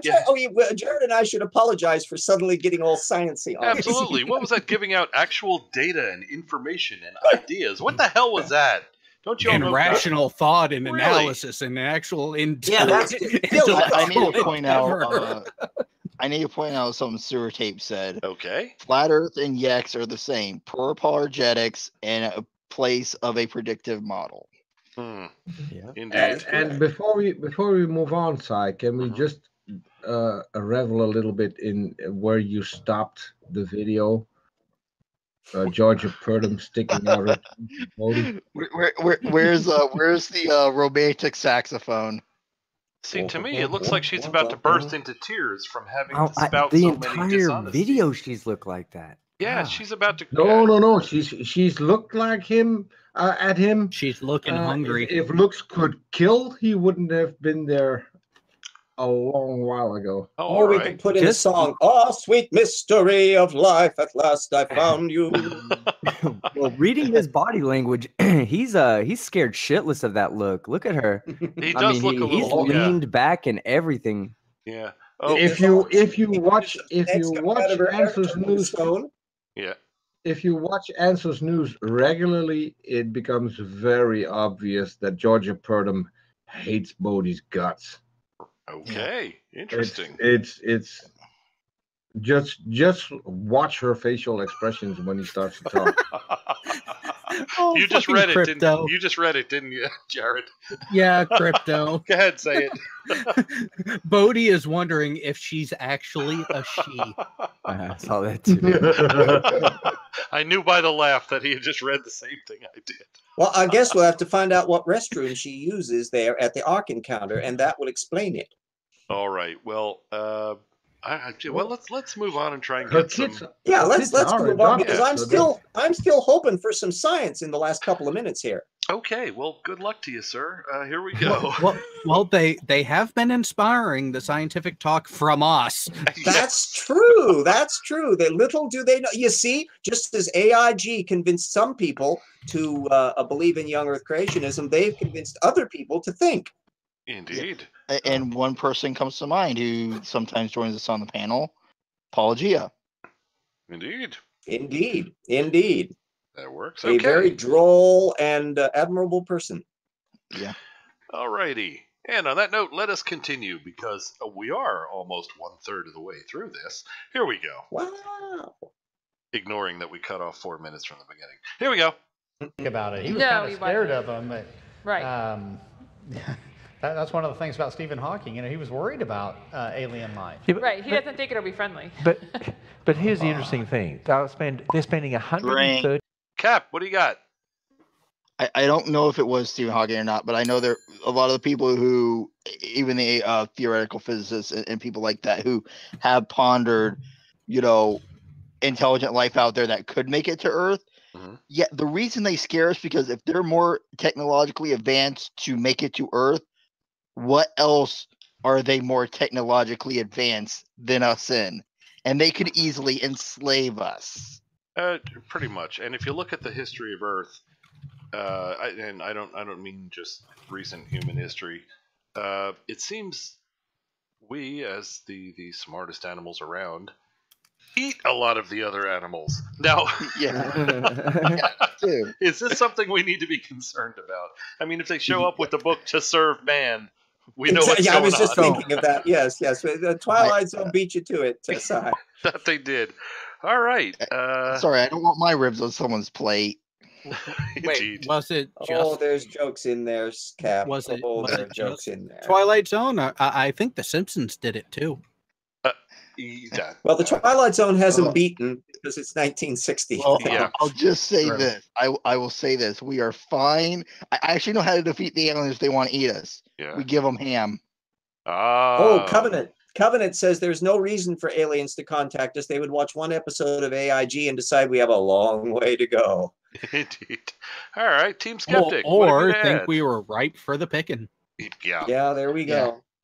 Yeah, the what I want to add to that conversation is there's a reason why we eat animals, because we actually need more calories for our brains to work. That's why our brains are more powerful than like a cow's brain. And a cow can literally eat grass all day long and get nutrients from the grass and never have to think about things like God and the universe and this and that. So if an alien is able to come here, if an alien race is able to come here, that means their brain power is so excessively beyond ours that they need more complex proteins and nutrients from animals like us, that we would actually probably be a delicacy to them. And they would probably look at us just like we look at, like, again, a cow or a pig's ass. Always gets back to the ass with you. Well, they just look at it by mass. They could have ants or human beings. So it depends on whether or not they like little itty bitty arthropods or larger vertebrates. Hey, has anybody noticed that if we look at the logical fallacies, just plain wrongs and not even wrongs? Holy shit! There we go. That's the perfect place. Let's hope for the rest of the video there is stupid for us to respond to. I like to make a comment to the previous speaker. I'd like to quote the Bible on this: "Thou shalt not cover your neighbor's ass." But then again, what if your neighbor has a really, really nice ass? I mean, just an ass you want to go ride all day long. I am talking about a donkey panel. Get your head out of the gutter. I have such a neighbor. All right. But I'm an atheist, so I don't have to see what the Bible says about it. So you do a fair amount of ass coveting, you're saying. All right. Yeah. He likes donkeys, yes. All righty. Okay. Let us continue with the stupid. Here we go. $23 million on this program to find aliens. Okay, and they spent millions and millions of dollars in the past looking for aliens. In fact, how much did you spend on your boat-shaped barn, you dork? Millions and millions. Remember the SETI project? They spent hundreds of millions of dollars. Hundreds of millions. 100 million. What's that number sound like? Moving on. Well, here's the interesting thing. When we built the Creation Museum, and initially we spent about $30 million building the Creation Museum, and more since, of course, people were saying to us, you should be giving that money to the poor and feeding the poor and so on. Judas proposition. And then we built the ark and they said the same things, but as soon as the secular world spends millions of dollars on anything, oh, that's fine. That's okay. Yeah, it just shows you the prejudice. All right. Jared, you're up, sir. I would call this a logical fallacy, false equivocation. You are expecting a secular group to be held to the same moral standard as a religious group that, at least verbally, prides itself on its charity. Indeed. And Cap, what have you to add? I would actually have another logical fallacy to add into that. Okay. Double standard fallacy. He is trying to say, oh, well, you can't, like, we need to hold ourselves, you accuse us of holding ourselves to our standards, well, why don't you hold up to our standards? Trying to have two standards. Like, we know we don't believe in God. We're doing it for the betterment of man. That's why we spend that money. You completely disregard your Bible, and you're trying to run two standards because at times you'll be like, oh, well, we need to follow the Bible, but, oh, yeah, you aren't following the Bible? Oh, well, we don't have to either. It's a freaking just double standard there. All right. And Peter, what have you? Yeah, I actually want to apply those standards because the argument is going to be they spent all those millions of dollars with SETI and now with new programs, and they haven't found one single alien yet. So Ham has spent millions of dollars creating his museum and his art park, and still hasn't produced one god yet. So what's the deal? Yeah. Oh, you just don't believe hard enough, Peter. And I somehow have a feeling I should regret using the word hard enough and talking about Ken Ham in the same sentence. Yeah. Okay, good enough. And let's see. Oh, RJ had something to add. Please go ahead, RJ. Yeah. I was just going. First of all the money spent either by religions or scientific institutions is spent on the earth. So I mean, it's not like they're setting bonfires to things and burning up stuff. But if it's a matter of somebody who's trying to learn about the scientific truths of the universe and doing so voluntarily through their governmental institutions and through donations, fine and dandy, there's a big difference between that and an operation that creates an air quotes museum that, no matter how much they think to the contrary, is purveying 100% scientific pseudoscience and twabble. And that therefore it is a monument to ignorance, it is a monument to stupidity, it is a monument to bad thinking, bad method, bad scholarship, and pugnacious arrogance. Indeed. All right. Looks like that's everybody. Let us continue with the stupid. Here it comes. What amazes me about this is called Breakthrough Listen Project. So they're listening for signals basically from outer space. And what got me about this, and me, because I'm a geneticist, I think, they look at DNA. It's here. We can see how complex it is. And they say, nope, that didn't come from an intelligent designer. That just... Team Skeptic, you're up. Yeah, I believe she's committing the fallacy of argument from authority. Because she claims to be a geneticist, but actively backs the Christian viewpoint, which is against evolution. Okay. Isn't that right? I'm guessing on that. I guess. Yeah. And she is not a heavy gun, so she is not exactly an authority figure in the genetic world. Well, not just only that, but I would argue argument for incredulity for the reason of basically she's trying to go, oh, well, DNA, look, it's so complex. I can't imagine it just happening naturally. You have to have a designer. So not only that, it's also God of the gaps.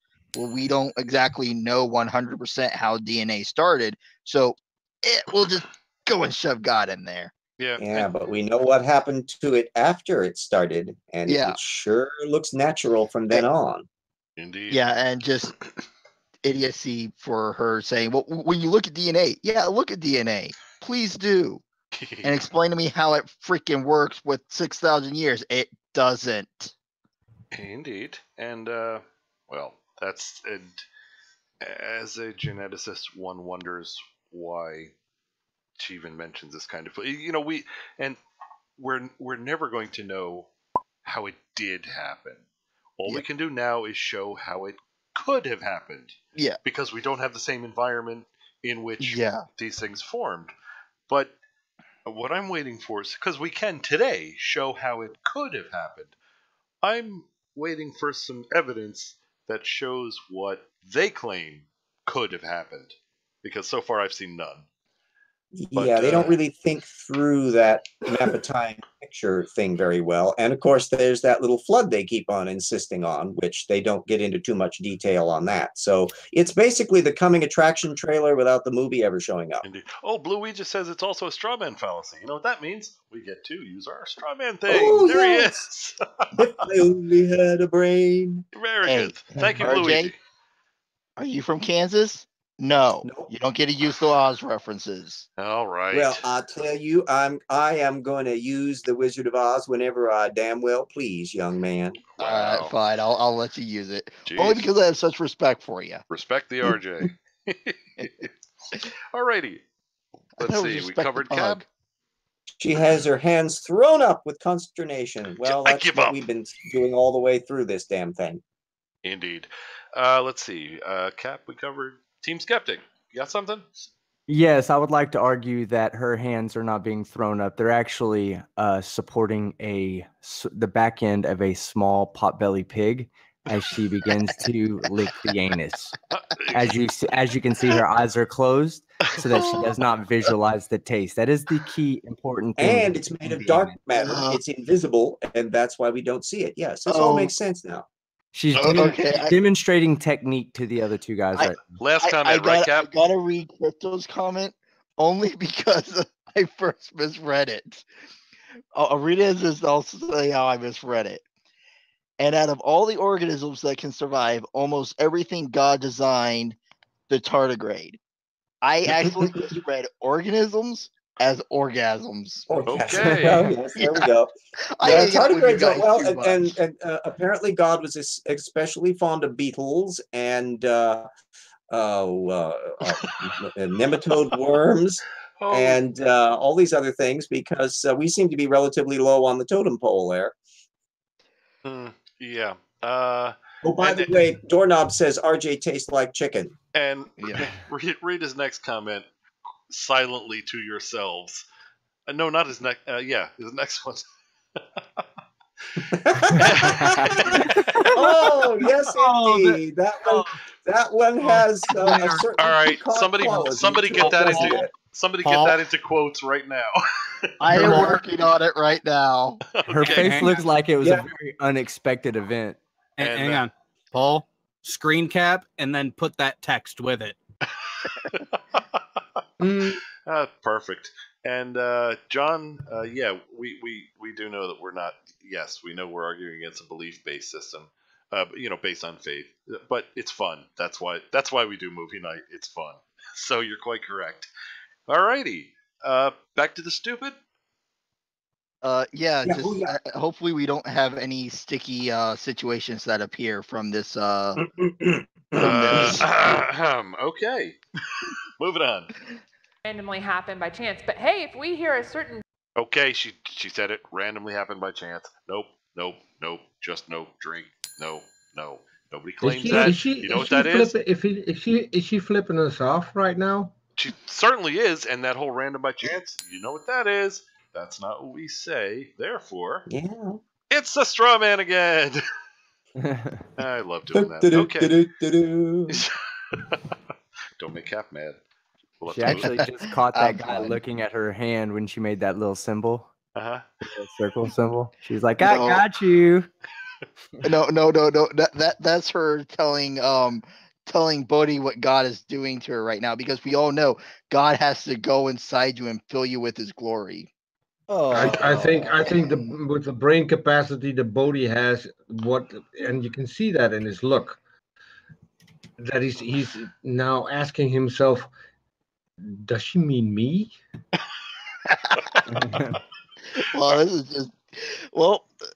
This movie night has gone downhill fast. And Ken looks like he's already posing for the audio animatronic wax figure collection at the Ark Encounter. All right, let's get going here. Here we go. ding ding from outer space, we'll believe it's intelligent. Yeah. And I'm going, what? Can you imagine? Greg, Jared, what do you got? if it's an artificial radio transmission, it has to be from an intelligent source. We can tell the difference between an artificial source and a natural source. Indeed. Yeah. And that's why the pulsar was so big, is we weren't sure what it was. We were like, oh, this could be something else. Yeah. Although we later realized, oh no, there's a natural thing for it.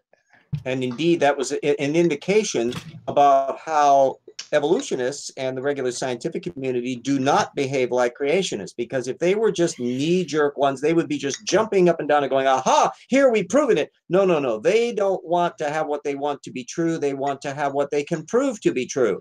Whereas the creationist is all about what they want and mandate to be true, and they only pay attention to information, although in this show there hasn't been much, that fits their argument.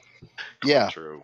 Yeah, and it's because there's just so much, you know, like we aren't sure what everything is. And that's why they weren't immediate to go. They're like, hey, we found something. We aren't sure what it is, but we found something. And then they weren't like the first ones to go, oh, yes, it's aliens. It's proves aliens. No, they're like, hey, this is an anomaly. What's causing it? Let's rule out natural before we go to, you know, extraterrestrial made. Covenant is being very rude when they say, how bad do you think Cam smells for her to want to sit that close to Bodhi? Yeah, they do seem to be avoiding him, don't they? They're all shifted over to the other side of the thing. She should be centered, and yet she is not. Cap, can I ask you a question about what you just stated? Right. Well, you talked about a pulsar. A pulsar is pulsating, right? Yeah. Mm-hmm. Yeah, I'm okay. So I'm with the risk of getting booted. I may have had one of those while covering my neighbor's ass. There you go. Oh, I do. Meanwhile, I will simply about point out that a pulsar is a neutron star, yeah, and its high spinning rotation produces an extremely kind of distinctive disco beat of radio transmissions. It sort of sounds like. James, I did tell about those jokes that then got explained later. In a very serious way. You mentioned it. RJ, I have a question for you. Uh-oh. So you're saying the pulsar sounds like your intro? Are you really an alien? And that's your way of secretly telling us? I'm afraid I can't answer that question, Cap. All right. Moving on. Here we go. Beep, beep, beep. There's an alien out there. You look at DNA, the most complex information system, language system in the entire universe. All right. Drain. Yep. You beat me to it. Cap, you're up. The term, quote unquote, information system is not in the way you're trying to use it. Nope. Certainly There's not. a strict definition for that. I would agree. That's why he added language system to it as well. Oh yeah, that made it sound even more sciencey. It's also not that. He got you cornered there, Cap. I mean, DNA speaks. Yeah, I just want to find out why there's so many ALUs in our genome. I've never quite got a good explanation from an anti-evolutionist on that one. Well, that's because James. That's because DNA is a died-out language. Yes, it's the Latin of biological systems. Well, all right. They've covered two of their common things. When I can't wait till I'm sure it's coming. Oh, you got your bingo. You have your creationist bingo card out ready. No, I'm just working from memory actually at the moment. I wonder if they're going to go into code and compare it to computer code. And all right. Well, I'm waiting for that. Yeah, let's find out. I'm sure it's coming. All right, here we go. Happened by chance.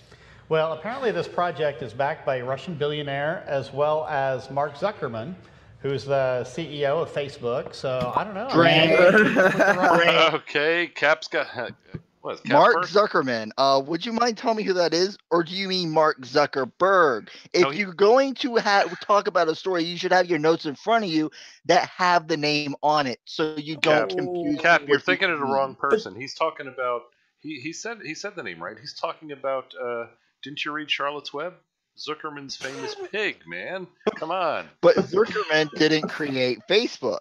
Isn't the CEO of Facebook? Might have been an ancestor. All right. Didn't he come out as a Christian recently? I don't Who, know. Zuckerberg? Yeah. Or Zuckerman. I don't know. He certainly came upon as an ashen-faced geek when he was testifying before Congress and over with Britain. and even then, I think I know. To go off of what Cap was saying, dude, you have, I'm assuming, notes right there in front of your freaking face next to the book. Are you incapable of reading? It didn't come out of the Bible. I would give that a distinct possibility. Yeah. Alrighty. And yeah, I was about to point out, Zuckerberg is Jewish, so you're going to disparage another Jew, so you're going to disparage Jesus's brethren. Yeah. Well, no, Jared. I mean, if you, it's a Christian skill set. I got a comment that I actually just remember I need to add to the screen cap of the Discord, but I had someone comment that Jews they are bad because they are the Jew world order, and someone commented that on one of my videos. So yeah, Covenant says, and shouldn't they be careful attacking Zuckerberg? I mean, at the start of this and at the end of this, they're asking people to put up emojis on Facebook. Covenant is on that very point. He's saying Zuckerman to avoid triggering the Facebook nuclear launch targeting system. That does make sense. All right, let's. If you say Zuckerberg, I was gonna say materializes in your room like a hologram. I was just thinking about. I was like, oh yeah, in the comment, I just remembered it dealt with aliens actually too. So I'm definitely putting that in the screen cap on the Discord. That works. Okay, so, do it quick before we anybody wants to read it. It's going there now. Alrighty, and moving on. One here, start up a whole platform here to see if aliens will friend us. Yeah, that's maybe instead of Facebook, they could call it Alien Book. Who knows? Yeah. Let it go. And then you could connect with your favorite alien through aliens. Yeah. Drink. Cap, what do you got? And not funny is not a logical fallacy. Go ahead, Cap. That was a logical fallacy. We'd be well past, what we're at now. Indeed. No, it's I don't think people want to get friendly with aliens. I'm sorry, that's just I'm not into green. That's never been my thing. Kirk was. And two, if you're going to reference something, don't at least get the name right. If you're going to reference a really bad kind of comedy, but it's so bad it's good. It's My Favorite Martian, not My Favorite Alien. Okay, that works. Well, they can't do that for copyright reasons. I know true. That they already don't have the funds to pay out for what they really need. So do you really think they want to open themselves up to that? Probably. Gotta admit, it is a bit of shrewd business work in that aspect. Yeah. Alrighty. And here comes more. Sorry. Somebody right. says on here, cats evolved from aliens. So, we talked about cats on Monday. Cats evolved from aliens. Cats evolved from You're a big fan of cats, aren't you? Listen, if I'd have been on Noah's Ark, no cats would be in existence today. And that's so sad. Oh, no, you're gonna get all the cat people on here, and it's gonna be. I know. Pete. You know what? I can tell I was predestined to marry my wife because she's allergic to cats. That's how I knew I was meant to marry. Okay, Jared, you're up. Biblical hypocrisy. Are you predestined or do you have free will? They kind of contradict each other. Kind of do. No. He's following biblical accuracy because I'm sure that it was a prearranged marriage, so therefore he technically was predestined. Aha. Okay. Cap, can I throw something at you? Out of all the universes, might be throwing at me. Out of all the universes God could have created, He created this one.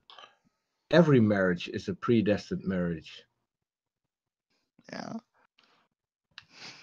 That is, if God exists. See, you didn't expect that much wisdom, right? You're stumped. All righty. I'm scared to look. Is Georgia making a satanic symbol with her hand now? Aren't they all? Okay. We've watched videos. Every hand gesture is apparently Jared, devil symbol. That is not an alien. I can see it. That is makeup. Or still a hypothetical alien species. Could be two in the pink and. All right. You know, there was a joke to be made about Ken saying if he was on the Ark, there'd be no cats. There is a joke to be made, but I'm pretty sure. Yeah, you know where I'm going with this. Although Karras would be able to say it, and we would all go, You know what? To avoid us getting into trouble, I said, okay, if he was on the Ark, there would be no cats in the world. What he's trying to say is, I'll stop this before the end. He's trying to say he could get none. Okay, moving on. But he might be president of the United States. So. Yes, so Cap. That's what I was saying. Yes. It's a good thing that the cats don't have whips. That's all I'm gonna say. Oh, they can use magazines just as easily. Ah, so close. Okay, here we go. Moving on. More or less. Marry her. Yeah. Okay. All right. The sun will die in a blaze of swirling gas in 5 billion years. So basically, the gist of this is scientists always thought that our sun was too small to, when it eventually does burn out, to create a planetary nebula, what they call, basically a big gas cloud. But it turns out that the more they studied this, they've determined that even stars as small as ours can burn hot and fast and produce this. Now, I don't know how they know when all this is going to happen. Okay, Jared, go right ahead. Frank. All right. What you are saying, I have never heard. What I have heard is that our star is too small to go nova. Yes. Not that it wouldn't turn back into a potential planetary nebula. That is wrong. I have never heard anyone say that before you, Miss Thing. Miss Thing. Agreed. All right. And Cap, go ahead. Yeah. Well, one, I have to address something Jared said about the sun going nova because it's too small. Our TVs can go to nova all the time, and they're smaller than the sun. Oh, wait, that's go to nova as show, not go nova as a star. Okay, never mind. But to address what Turtle has said about how do we know this, mathematics. Ah, okay. Well, that's all evil too, because if you recall, Cat, have you clicked the link in the side chest here? It's not like I was in the middle of a I don't know, and I'm scared. It's not like I was in the middle of a goddamn sentence or anything, Peter. Just I just thought all right, fine. Joke's over. Silence. We're moving on. Oh, Blue Ouija says, wait, is she making an argument from ignorance? That's basically her gig. That was the whole show. The entire panel from AIG. Everything all of them have said. You know what? We will augment the logical fallacies just for that. Okay. And here we go. Oh, was there anything else before we move on? No. All right, good. It's nice to know the Bodhi is praying. Yeah, please let this end. Okay. He's praying the same thing we are. Okay, here we go. Oh, God. I got a reconvenience comment first. Okay. Bodhi is trying to hide his excitement over the comment hot and fast. Yes, I'm. And then he moves on to Fast and Furious. That's where Ken comes in. All right, and here we go. But that's the gist of the article. It's all based on models. They're just throwing this out there, throwing some data in it, and they presume this is bound to happen sooner or later. Cap. Yes, it is all based on models, but those models are backed up by math and science. It's not just throwing data out there. The data is what makes up the model. And you, being a mechanical engineer, I know would have to take physics and chemistry, so you should understand this. One would think. Yeah, it's disparagement of a whole a set of disciplines which he does not personally have any experience in. So where does that fall on the category mistake list? Team Skeptic, anything to add? Yes, in science, and this is primarily my main arguing point for flat earthers and creationists, is we have predictive models. That's what makes our theories stand so strong. And one of the theories of evolution, one of the main reasons why they accept the theory of evolution is because Darwin predicted, I believe, the hawk moth is what it was called. He predicted the hawk moth, and using basically his model of evolution, he was correct. And they found the hawk moth years after he died on the island he predicted it to be on, and everything was based on his predictive model of evolution. Well, I think, yeah, that was one that pollinated a particular plant that had an extremely long flower. And predictions is exactly. Evolution has a long line of predictions in a variety of areas, and creationism doesn't. Exactly. Well, and there's cosmological predictions that have been made from our mathematical models too. Freaking Neptune and Uranus were predicted mathematically before they were observed directly. So Jared, you mean you were predicting Uranus? I don't want to know about that. Okay. And the cosmic background radiation was predicted in advance, ironically, by somebody who was laying it down as a thing that would disprove the Big Bang if it was ever, unless it were found. But unfortunately for his argument, it was found, and that proved the Big Bang. Yeah, indeed. And Peter seems to have something to add. Please go ahead, Peter. Yeah, I'm looking at the screen again, and I'm wondering if Ken's thinking, I can't imagine my daughter married such a dumbass. Because it looks like that. Except he has no ability to detect dumbassery. No, and Georgia Purdom looks down and says, he's not well endowed. Yeah, she's so disappointed every time she looks at him. She's like, just quit sitting next to me so close. Look how far Ken Ham is. Get that far away from me. Well, now, which group do you think Ken Ham slid away from those two, or do you think those two slid as far as they could from Ken Ham? No, he's still parked in the same spot. He's got his little zone there. And why does he have like a black computer and the other ones don't have computers at all? He's privileged in there. This is obviously not very egalitarian. Yeah, so it would seem. All right, so they're trying to escape his influence. He's the CEO. He's the only one who's allowed to watch Pornhub. All right. Yeah, Cap? I was going to say, no, it's just so that way they don't accidentally show the full article somehow on their computer and just completely, ruin the scam. Blow the quote. It could also be that Ham by now is so senile that it's an autocue, another computer. Alrighty. Yes, little images coming up. Nod head sagely. Say snarky thing. Remind people about how they need to come and pay tickets to get into the thing. Absolutely. And every once in a while, show them a cat picture. Now, Covenant does have a decent question in the chat.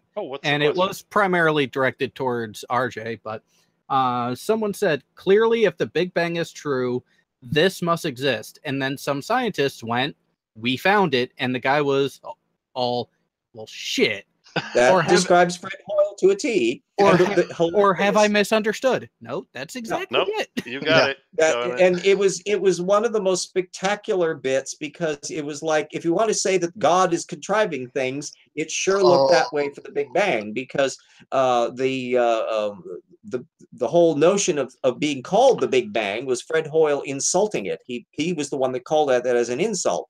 But everybody worked out, listen, if all the matter of the universe is compressed down into a particular point, then there would be a stage early on when it would have a particular temperature at the beginning of the universe. And if it had expanded out after that, it would inevitably cool according to black body radiation. And eventually then, after billions of years, there should be a particular wavelength everywhere in the universe. Ha ha, you can't find that. And so the astronomers were just banging their heads trying to figure out how to scrape together money to build detectors for this. And literally, Penzias and company had detected this in their work for Bell Labs, where they were detecting the signal coming in when they were trying to improve microwave communication for Bell Labs. And everywhere they pointed the damn thing, they were getting this damn microwave radiation. And they thought, oh, it ain't bird shit. We tried to figure every explanation. There's a bunch of astronomers over having a convention. Let's call them up and ask them if there might be an astronomical thing. Literally, and they called them, and they're going, shit! You found the Big Bang cosmic radiation. It was one of the most amazing coincidences I've ever seen. Huh.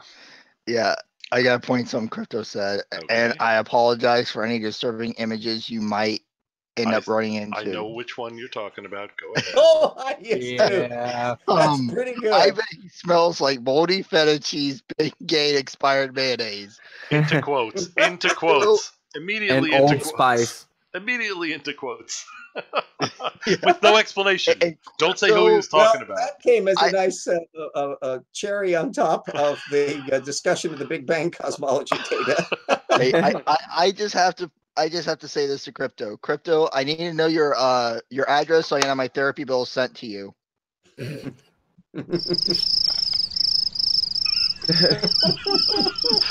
Okay, and let's.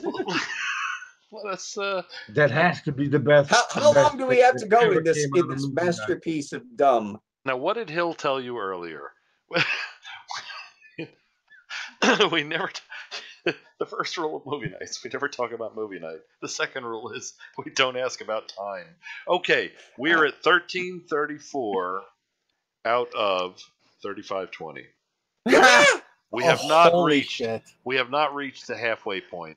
I would suggest, but I bet we've reached the half-life of their knowledge. Oh yeah, I would suggest, and you guys tell me what you think.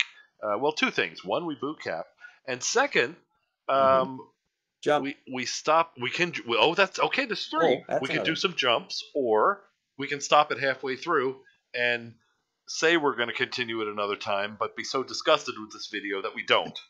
So those are. What are the odds that there's any actual science knowledge in the next 20 minutes? How close can you get to zero without actually being zero? It would be as close to zero as a snake's belly. Somebody call Planck. I want to know.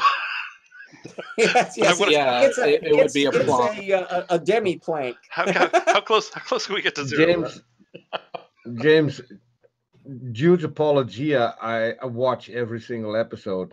None is the answer. Absolutely none. That's damn no close science, to zero. Yeah. Not ever. All right. I have a question about the cosmic microwave background. So when they measure the speed of galaxies through space, are they measuring against the CMB? Oh no, that's purely due to redshift. That'll occur. No. I'm not talking about how fast they're moving away from us. How fast they're moving relative to space. Oh well, the amount of space attraction, unless you're in the periods of inflation, of which actually that's before galaxies form, that it really doesn't come into play on that. That it has a relatively slow effect. The acceleration part, that's actually dealing with more, but that's going to happen later on. So for all practical purposes, the overall estimates that were being made early on are pretty much in the same ballpark in terms of galactic things. So a galaxy like Andromeda, or a galaxy that's 100 billion light years away at the edge of the universe, are pretty much moving as you would expect.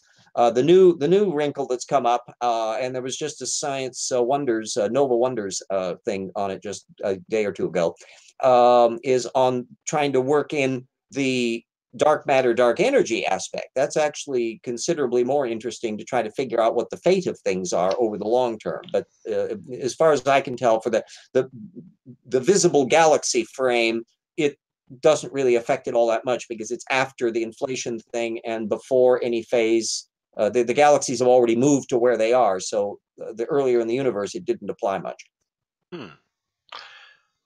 Okay, and all right. So back to previous our choices. What do we want to do? go to halfway, say we're going to finish it up another time, and then not? Or what do you think? That sounds reasonable. All right. So we're going to go to halfway, and we're going to claim that we're going to finish it up again. Okay, good. I'm good with that. Okay. Before you proceed on that, let me just put an addendum in on this NOVA thing, because it's I'm sorry, but it's interesting science information, and you might find it intriguing. The latest map of dark matter that's been generated apparently produces this like spider web filaments all through the universe, and it's looking like the little intersection nodes of those are where galaxies have formed in space. So that's kind of like the deep internal superstructure of why the universe looks the way it does. Now that is interesting. All right. So what you're saying, James, is that Spider-Man created the universe. Yeah, there we go. No, it was Spider-Man makes a universe wherever he can. It was the Asgardians and their tree of life. Oh, yeah. Well, as a SG1 fan, I'm going with that. Very good. Okay, and moving on. Here we go. Wait, where's my cursor? Maybe not. Okay, moving on. Just trying to calculate a date for it. The problem is, the Bible says that the end is going to be by fire. It is. Okay, Drink. What was just described is not fire. It is not fire by any stretch of the imagination. I call Drink. You suck. And I was going to ask them, well, can you demonstrate this? No? All right. Then shut up. All right. Jared. I'm thinking he just lights his farts. To answer that question, yes. No, they can't. And they won't ever. All right. RJ, what do you got?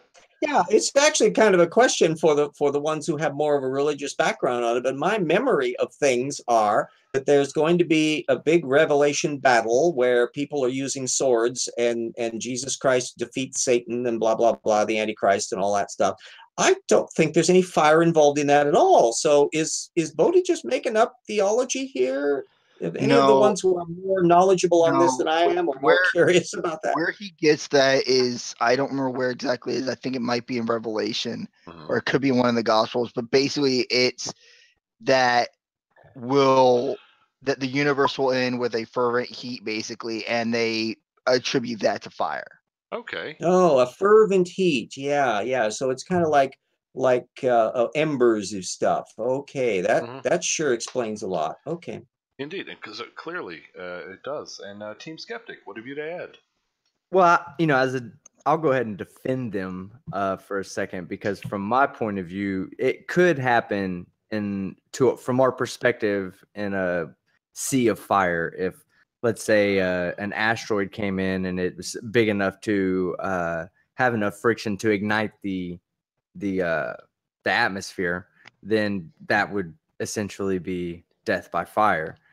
But these guys are fucking idiots, so okay. All right. Not what being too kind. Not what they meant, but they could be right without actually trying.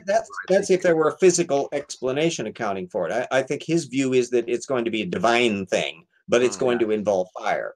So we're all kind of like a big cosmic match ready to be struck at the end time. Indeed. All right, and here we go. That's in 2 Peter.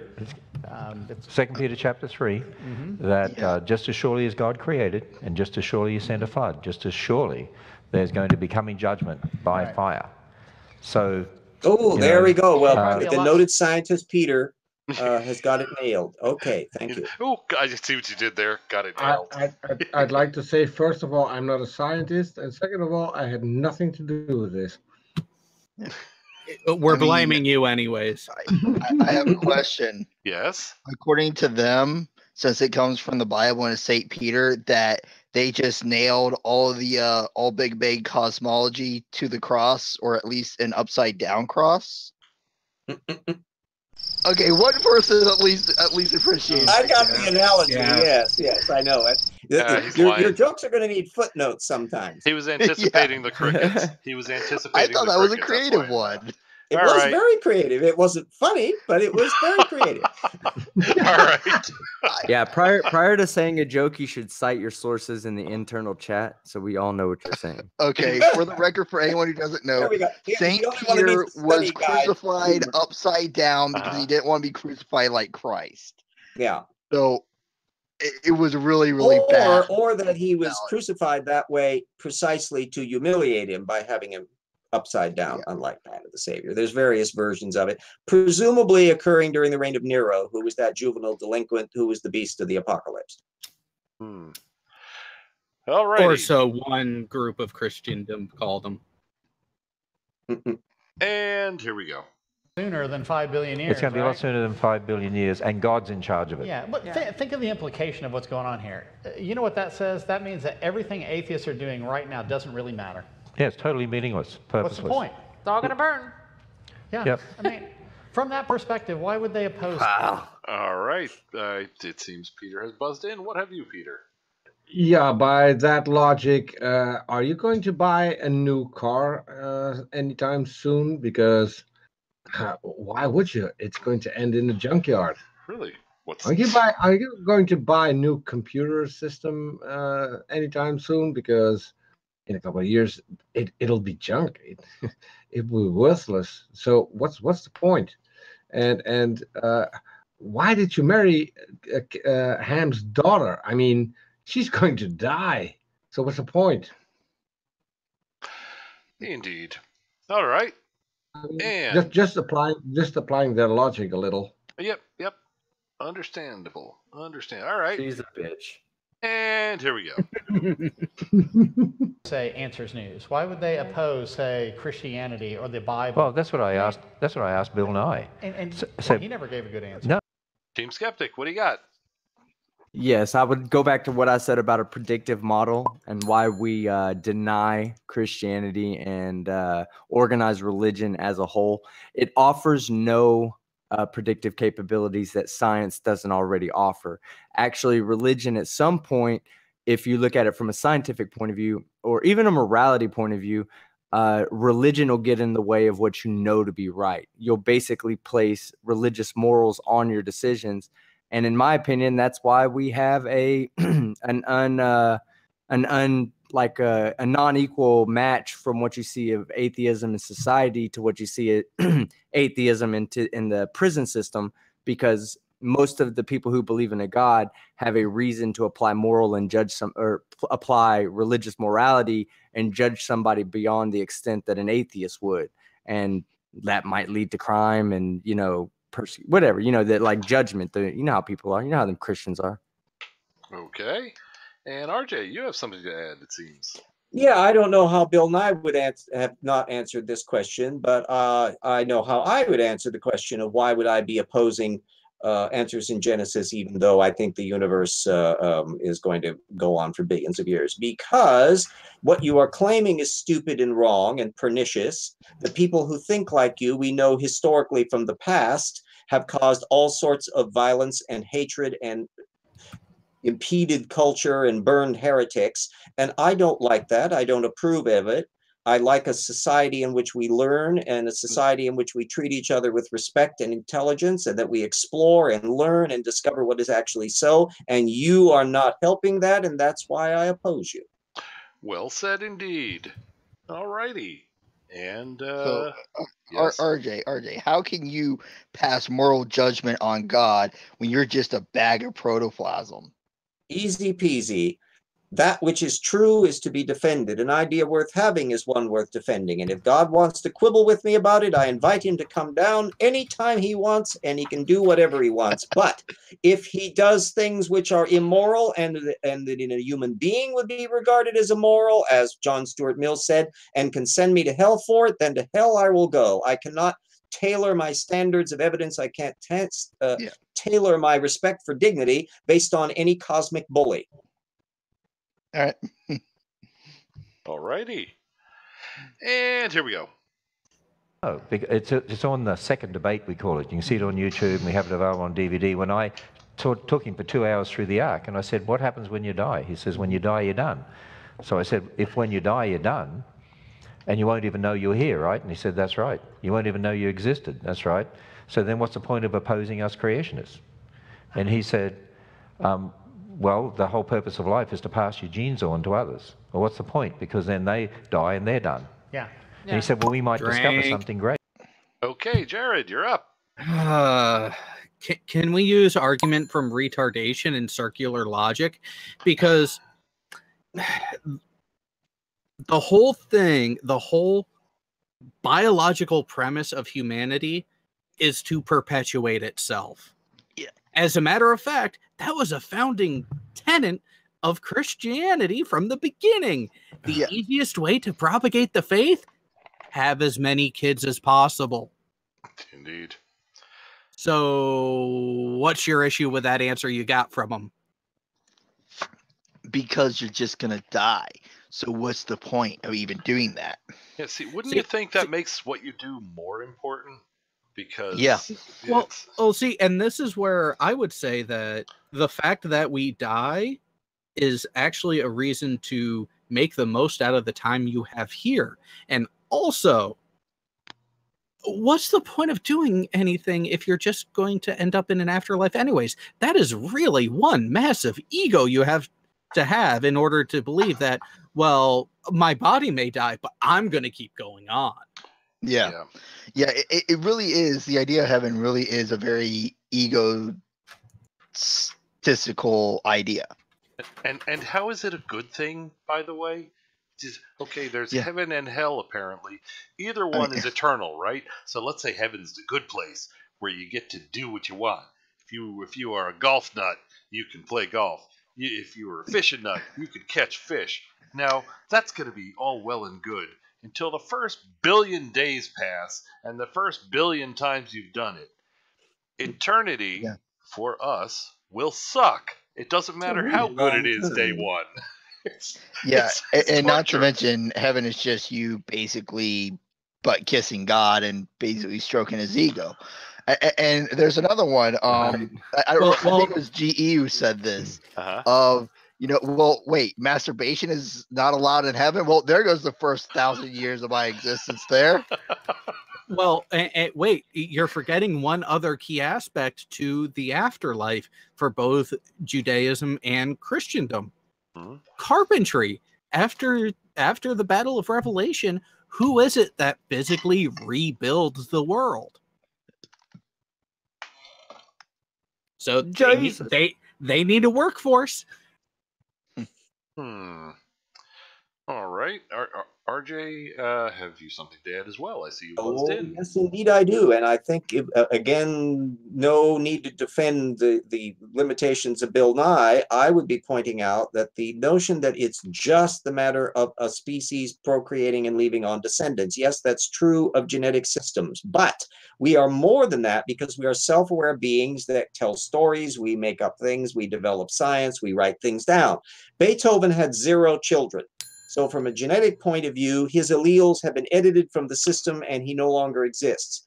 But I would wager that Beethoven's mind, through all of the music that he has produced, has rendered him more alive to people in the 21st century than 99% of the people who were ever alive and procreated in 1820. Aha. Yeah. Interesting observation. So, indeed. And it's because I think, so that means the things we create for us, all of us remain alive and are in effect immortal so long as we are remembered by people. We remember Beethoven, we remember Shakespeare, we remember all the things that we do, and they become real to us independent of their genetic reality. And Ken Ham remembers Jesus for what he imagines it is. And so we are known by the things that we think and the things that we do. And we have to stand up for the things that are valuable. And unfortunately, by the measure of reason and care and fairness and accuracy, the mess that is Answers in Genesis is something that is not to be encouraged. But RJ, I mean, Hitler's remembered forever. And look at all the bad stuff he did. So should I say we should never forget him either, and that's to learn how never to do that again. I agreed. Alrighty. And let us, we're getting close to the middle, so let us continue. Here we go. So what? Then you die and you're done. So what's the point? We never got past the done. There is no point. Yeah. At the end of that, I don't know. Then my whole conversation was done. But it just shows that they can't be consistent with that worldview, and they know there's meaning and purpose in life, but to do that. Okay, Jared, you're up. Sorry, but the atheistic worldview is a hell of a lot more consistent than your own. Have you read your book? I will say an atheistic worldview, actually, I would argue, does not even exist. Because atheistic worldview just answers one question, unlike a theist, where it will answer many more based on your dogma.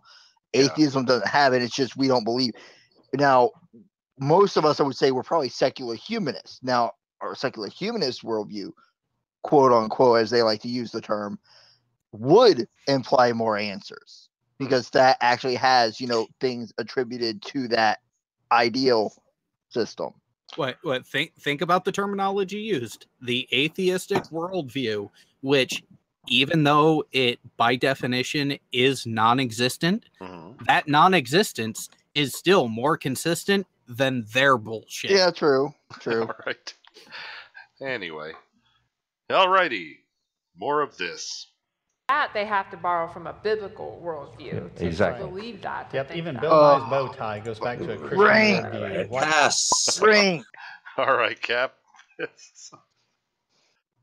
Borrow from a biblical worldview, like you borrow from the Zoroastrians, the Judaism, the Buddhists, Babylonian. Buddha has said over half the shit that Jesus said before Jesus even said it. 500 years beforehand. All the stuff stolen from the Egyptians, stolen from the Zoroastrians, stolen from the Hindus, stolen from the Babylonians. You mean like you borrow from them? I think that's probably what he's talking about, I'm sure. Yeah, well, he doesn't allow that. Remember, they want to rewrite history just as they wanted to rewrite geology and astronomy and biology and zoology and just about every ology that you can get except theology. Well, they want to rewrite that too, because they don't allow anybody to have a theology that differs from their own, even within the Christian community. All righty. And here's some more. Why do we wear clothes? Because of Genesis 1-11. Hey, I asked him that during the time. Okay, Cap, go ahead. We don't all wear clothes.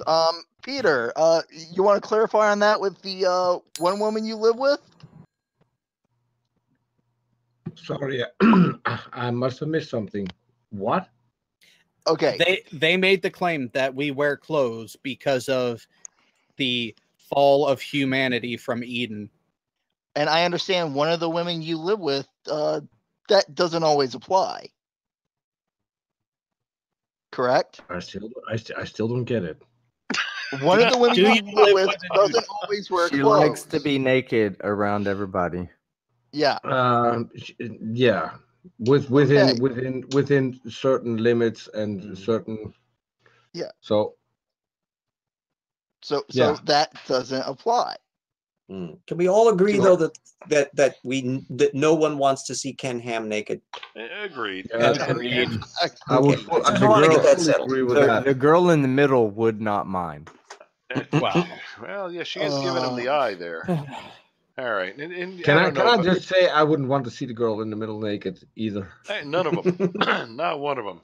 But I don't know about this fall of man thing. I often wear clothes because it's cold, or stuff like that. Well, I did buzz in.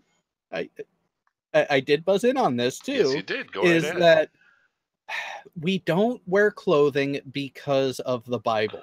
We wear clothing as protection from the elements, and as our environment has changed, and as the amount of our body that has been covered by hair has changed, both in texture, density, and pretty much volume, our clothing has changed.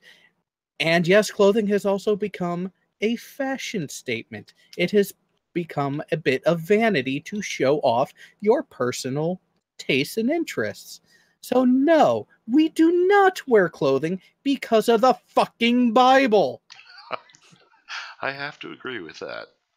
And of course, the chronology aspect is serious because they try to compress everything down to their little frame. Unfortunately, people had clothing before the time frame of the Bible. Utsi the Iceman had clothing and he lived before the universe existed, according to them.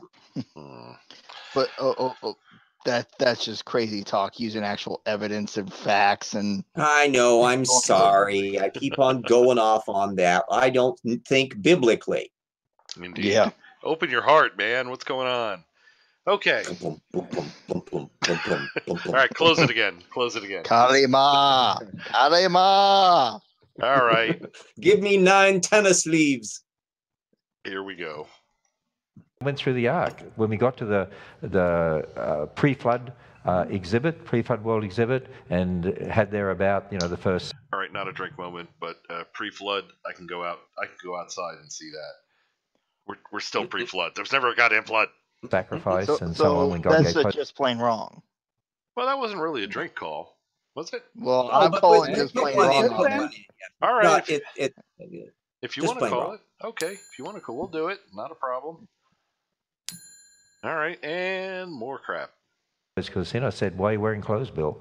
He sort of looked at me a little strange. He said, "There are people in the world that don't wear clothes." And I said, "It's because it's hot in those places." I said, "It's hot today. You want to take them off?"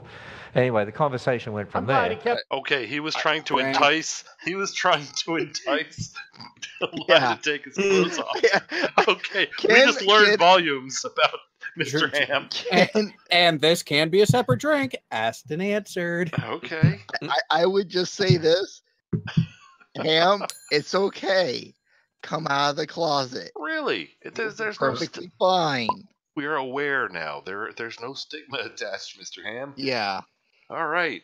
Jared, did you cover everything you needed that was my drink. Oh, okay. All right. That's exactly why. Now I know why he always has Bodhi sitting with Georgia in between them. He's scared of how attracted he is to Bodhi. So he wants someone in between him who he's not attracted to. I see that. Okay, I tell you, I am appalled at the fact that this spurner of God's providence insists on wearing glasses, showing that he is not all right with the eyes that God gave him, the bad vision that God gave him. I think this is a tragedy, and this apostate needs to be spurned. Indeed, he's screwing with the divine plan there, isn't he? Yeah. He's not happy with God's plan, or he wouldn't have those things on his face. If God wanted you to have glasses, he would have given you a subscription to the optometrist at Sears. There we go. Team Skeptic, what do you got, sir? I was just going to say that face is the actual face of realization. That moment when you realize that your entire life you have liked the wrong sex. All right. Well, at least he's come to that realization. Maybe he'll be a happier fellow in general now. You want to rephrase that last bit? No. He's come to that realization. He's actually discovered that the pug is watching him, and he's too thrilled to even imagine it. Basically, what you're saying is because of his bad eyes, that the computer in front of him is just running Grindr. All right. I don't want to know. It sounds like a bakery treat. It's chat roulette. He's got a camera under the fucking table looking at his penis. He's just scanning through. He's just scanning through people. At least that would explain why Georgia is so far away from him. Yeah, indeed. All right. Any other comments up to this point, or shall we proceed? Well, I mean, to address what Team Skeptic just said, yeah, that might be because of the fact you can't see his hands. Okay, so I didn't mean... Covenant connects it with science. Ken Ham is finally coming to an understanding with the discovery of Uranus. Aha! Nice. Alrighty then. And here's some more stupid. Come on. And we talked about the gospel. Hey, somebody here has a really good point. Remember we talked about searching. It's not you, Kenny. For aliens, so they should start by searching for intelligent life down here. Start in a mother's womb. Boom. Yeah, there you go. Start in a mother's womb. Nailed it. Because you think about it. Are you in a month? It's not so much of a drink call, but a comment. Are you sure you want to go that route, Ken? Are you sure you ain't exactly want to talk on Intelligent Life? Yeah, and the little tangent he's going off on, or about to go off on now, was, I believe that's what got me hashtag blocked by Ken Ham, was my insistence that he mind his own business and that he not comment on this until he can produce babies. I got. Yeah. When Ken develops a uterus, then he has he gets to higher have an moral opinion. platform. Absolutely. Yeah, Cap? Yeah, I got blocked by him for just asking him, what the hell's wrong with you? You say this, what about this? Well, science says this, and then linking about 2 or 3 technical papers to accompany my claim. I don't know what got me blocked, but I have been blocked by him too.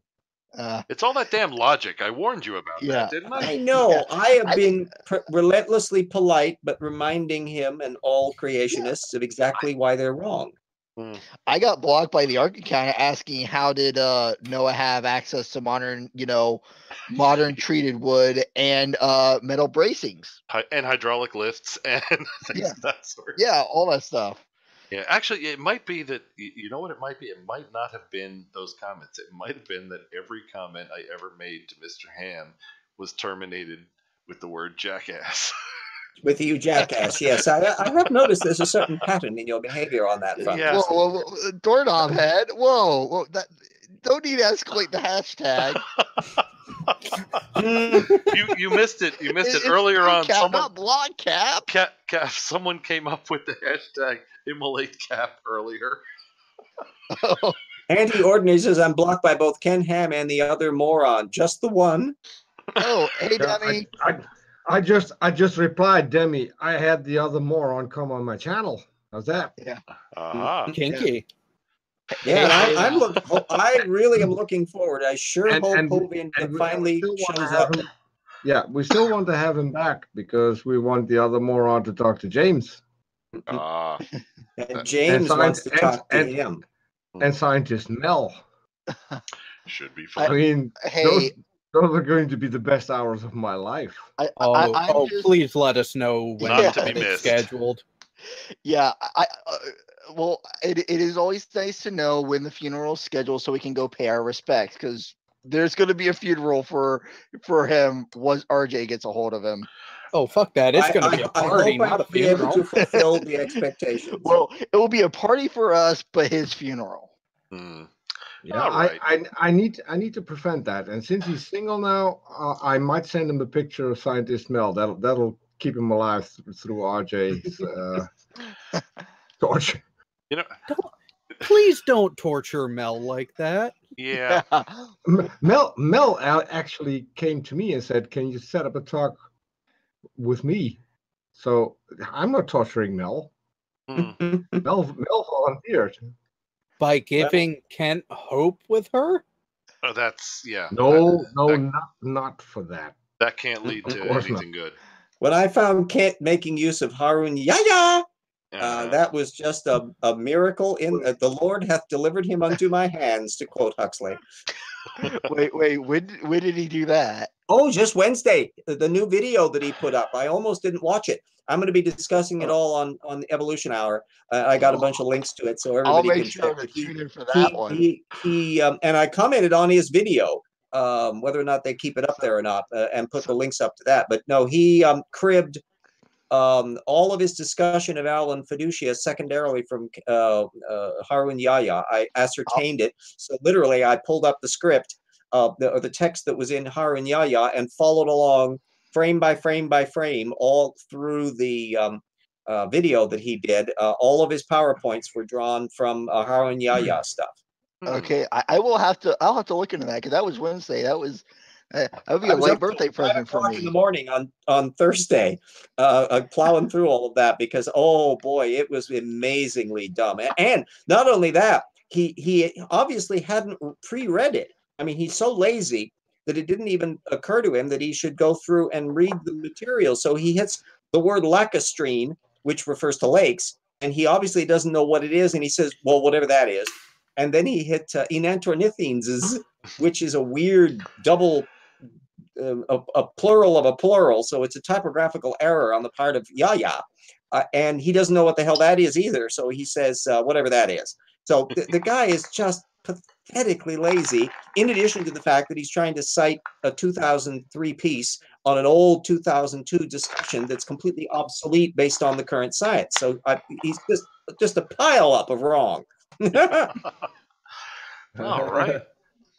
Well, let us proceed. We've got RJ was happy with that one. Does sound that way. All right, here we go. Mother's womb, they say that's not life. We can abort that. But out there in outer space, aliens. Yeah, well. Yeah. So I tell you the place not to start for intelligent life. Drink. Cap, what do you got? False equivocation. They're trying to equate the search for extraterrestrial life with abortion. I mean, how do those even go in the same sense? I don't know, but they're trying to find a way. It's especially because the Bible doesn't condemn abortion. Yeah, people have abortions. What he's saying is people have abortions, but aliens. I don't see. Yeah, I don't know either. I'm trying to figure that one out myself. All right. Well, coherence of philosophy and logic have never been the strong suit of the three people on the panel, so I am not surprised at that at all.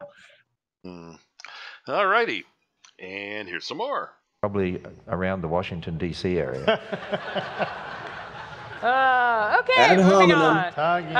Hey, there's somebody here from... I won't disagree too much because I kind of question the intelligence in D.C. Okay. Yeah. So Trump in office. Out of Pennsylvania Avenue now. I would agree.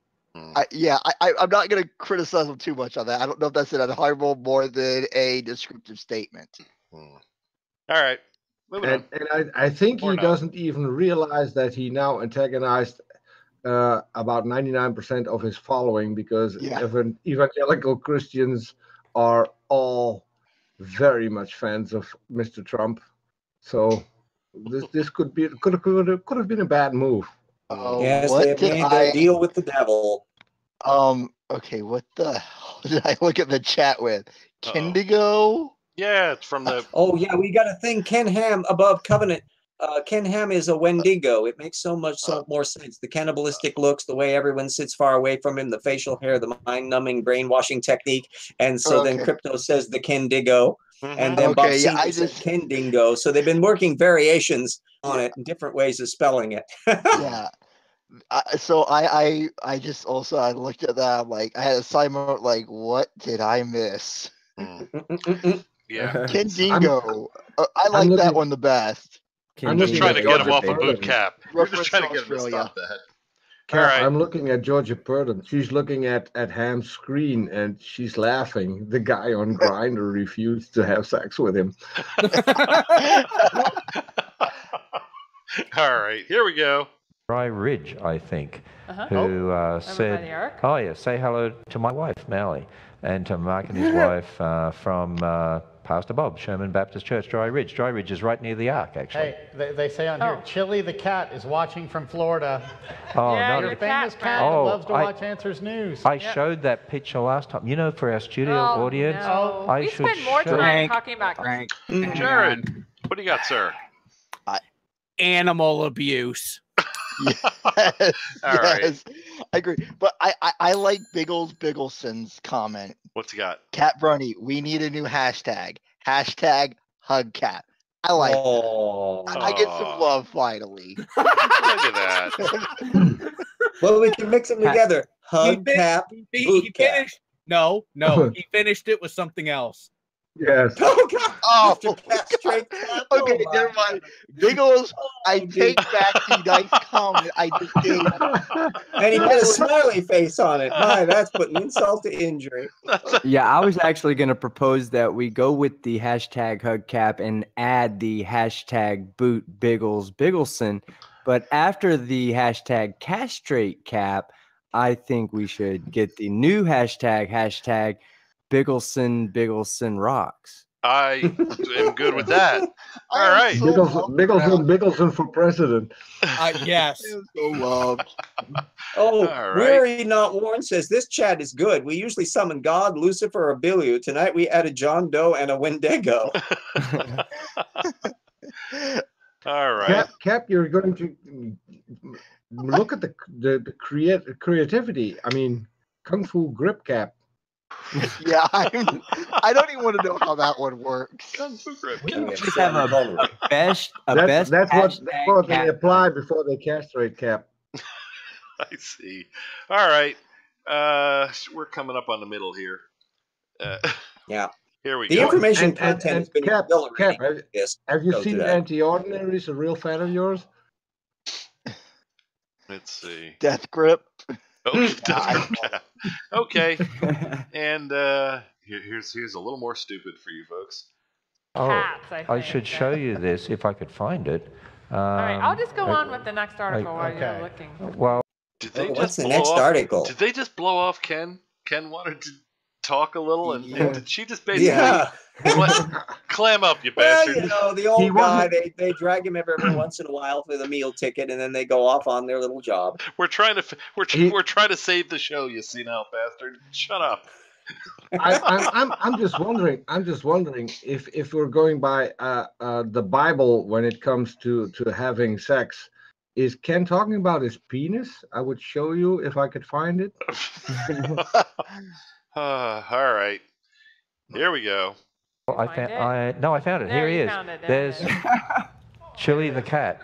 Every time Answers News comes on, they said it's only when my voice he hears, because if I'm not speaking, he's not interested. It's only the Australian accent. Team Skeptic, what have you? As you can tell from the pug, he is super amazed because that man is totally getting it on with that cat. You can totally tell the way she is sitting. The hair on the back. If you look at the hair on the back, how it's slightly up. I mean, I'm not a zoologist or anything, but that right there is one of the signs that cats do when they're getting it on. He's doing that cat. Or want to get it on. Yeah. No, look at he has a somewhat of a semi-smile, so he's trying. Whether it's in or not, I'm not sure, but he is trying.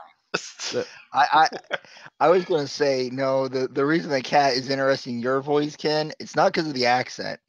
It's because it's trying to figure out how that much stupid can come out of one person's mouth.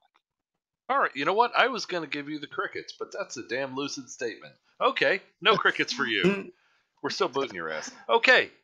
And here's more, a little bit more. The cat likes. So you're saying I should put on an Australian accent? There it is. He's watching from. Good on you, mate. Hi, cat. Okay. Okay. So. All right. This bold experiment aims to solve one of the biggest mysteries in science, and the biggest mystery is to them: why is the universe full? Pause. Okay, Jared. The biggest mystery in science is how the fuck are any of you functioning human beings? Yeah, that's a good question. I mean, they found their way to this desk. They had to be guided. Cap, don't look at the chat, Cap. Cap, why? Don't look. Speaking of cats, speaking of cats, I can only say stupid all the time at AIG. Debbie, I'm going to say this to Debbie right now. I'm assuming she's using cat so not to get blocked by YouTube for using another version of that. That's what I'm going with. Well, no. Cap, I think they're trying to reference something that you may have encountered. Oh, no. Let's run down the list.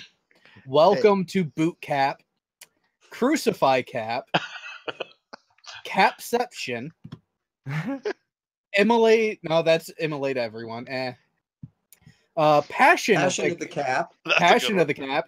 Cap cat sex. Drawn quarter cap.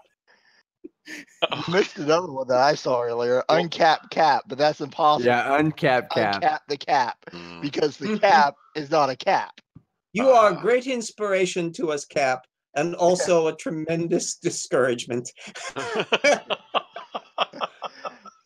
I'm thinking of having a new hashtag, get Debbie into movie night.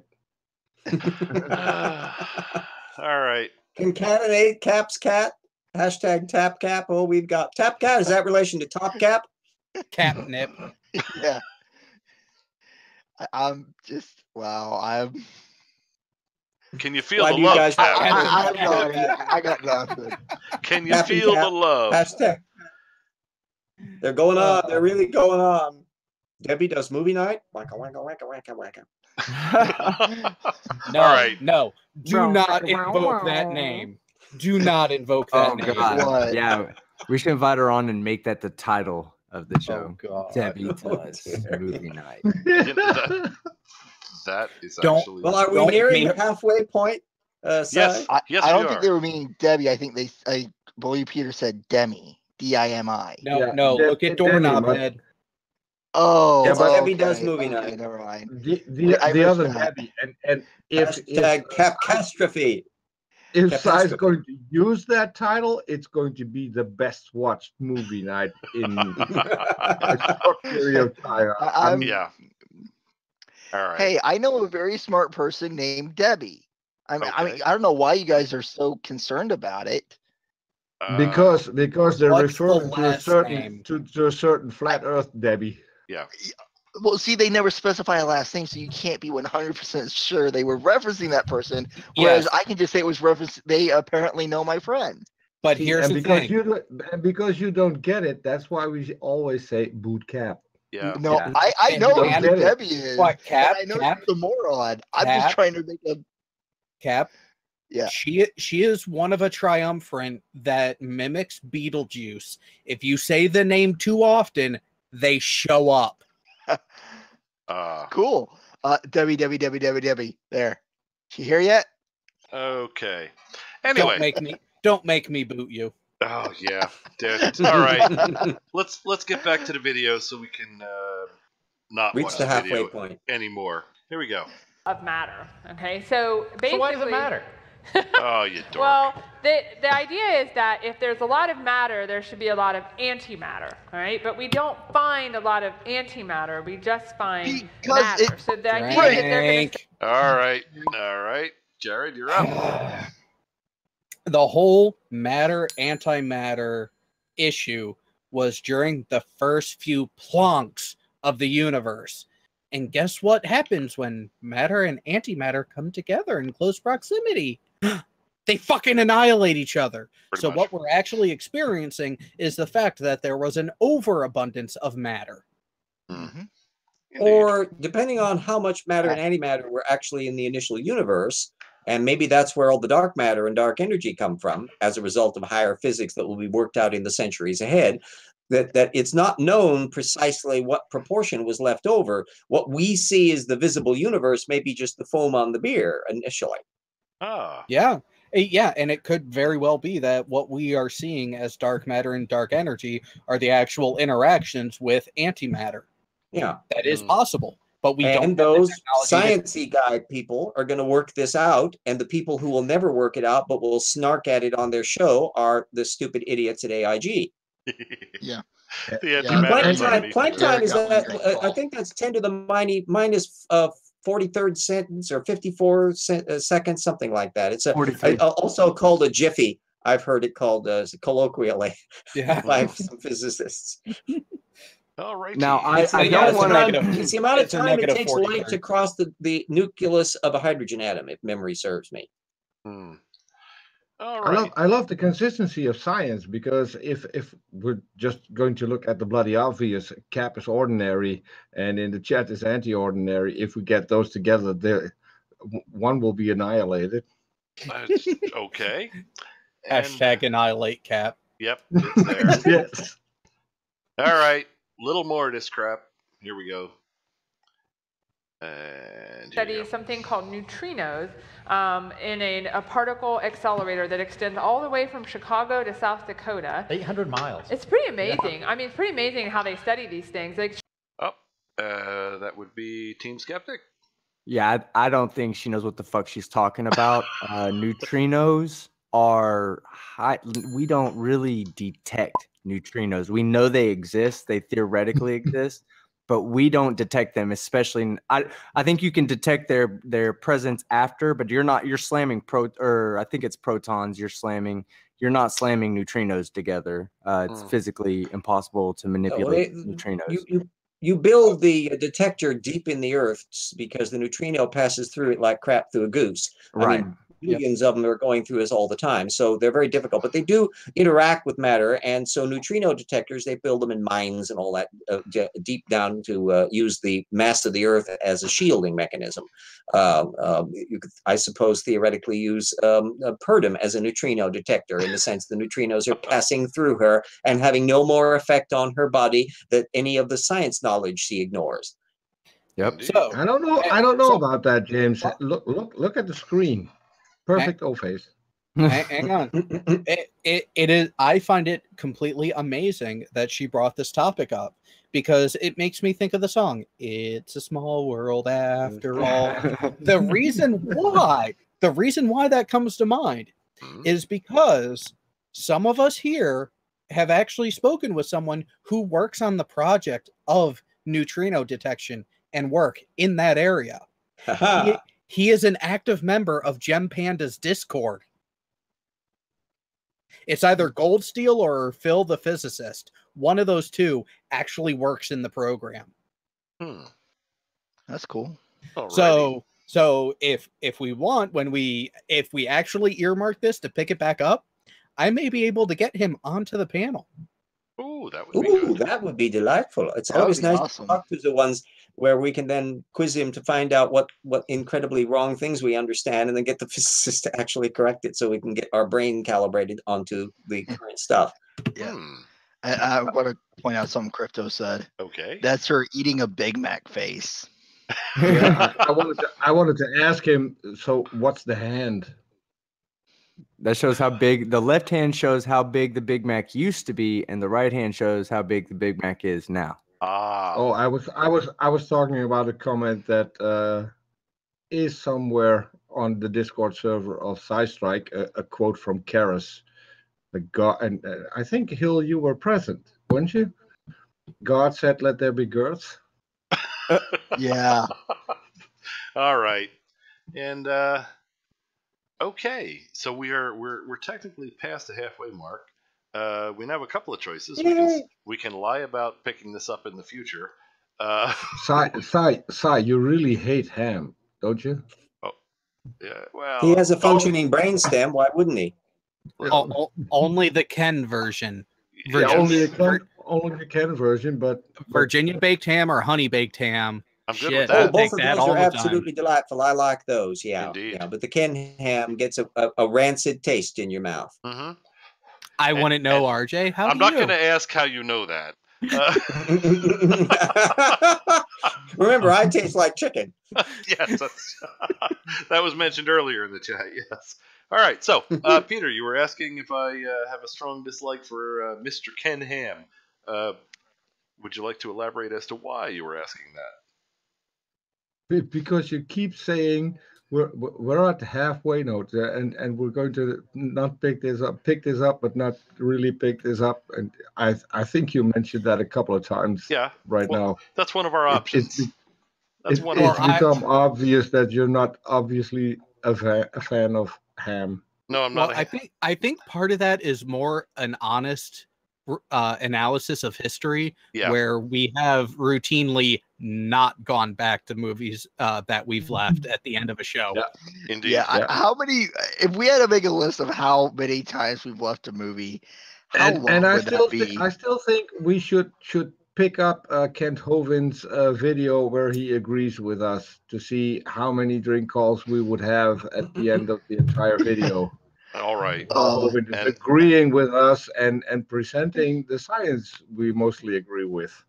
That is not a bad idea, and that was a very frustrating night having him on our side. What the hell was that? Yeah. Kent Hovind shows that the stop clock can figure out that the Earth isn't flat. Well, there's something I think speaks for Kent Hovind, because Kent Hovind at least talks fast. So when we stop him after just a few seconds, he actually made several points we can respond to. Whereas the flat earthers that we had a couple of weeks ago, who talk like this. So frisky stupid is to be preferred tactically over lethargic stupid. On 1.5 the speed it usually is. Oh God! I mean, and we sped it up, and it still sounded like he was talking normal. He was boring at 3x. Yeah. And if I remember that particular panel, someone actually objected they were having trouble hearing him at high speed. See, I would have seen that as a bonus. That's that the would whole have been, point. If we that would have been a plus. Hearing him again, that's going to be bad. Indeed. All right. So here, where's the notes so I can write down. So, Sai, I'm not that into flat earthers, but was one of those two slow talkers, was that the guy that agreed to talk to you and me in a live stream? I think so. I believe I believe that was in fact the party in question. Mr. Thrive and Connive, or whatever was his name. Yes. Yes. We didn't see that coming. That guy's a fucking idiot. That's the guy. All right. Okay, so the stopping point has been duly noted in this evening's notes, and if no one has any objections, we can save this for a reprise at a later time. Yeah. In the next, can save that for later. In the next life. Okay, very good. Or have it as a thing that you can say to your grandkids, if you don't clean up all of your vegetables, you're going to have to see the second half of that canned ham video. Oh God. That's I mean that's child abuse. That's cruel. That's cruel. I'll say this though, one movie that I know we haven't finished is the one that originally got me on movie night. Mr. Ty. Mr. Ty. I remember Mr. Ty. He was ever so entertaining. His stupid was kind of funny and entertaining. We didn't have to add too much to it. All right. Yeah. Well, Doorknob had just said it. Next time we watch Restart It, I once saw a penis this big. Well, you know that's not hams. Actually, because he can't find it. I was thinking she was about to do the thing from Hamlet, a bubble, toil, and bubble, fire burn, and cold and bubble. That's not Hamlet. And then this big, but it got away. Covenant, Doorknob head, or is it my penis is this big? My penis is this big. Something like all right. Anyway, very good. Okay. On that note, let's see. Would the remaining panel members care to? We got nothing else, right? We can move on to you guys telling everybody how fantastic you are and why they should be over subbing to your channels and whatnot. Bring on the pug. All right. Well, no, pre-pug. Pre-pug. You guys. Well, I know. Yeah. Hug a pug. I know. Hug a pug. All right. Plug, hug a pug. Let's see. Let's start. Hug a pug. Hug a hug a mug a pug a hug a hug a. All right. Hug a pug and plug. Yes. Team Skeptic, why don't you tell everybody who you are and how cool you are and what you do?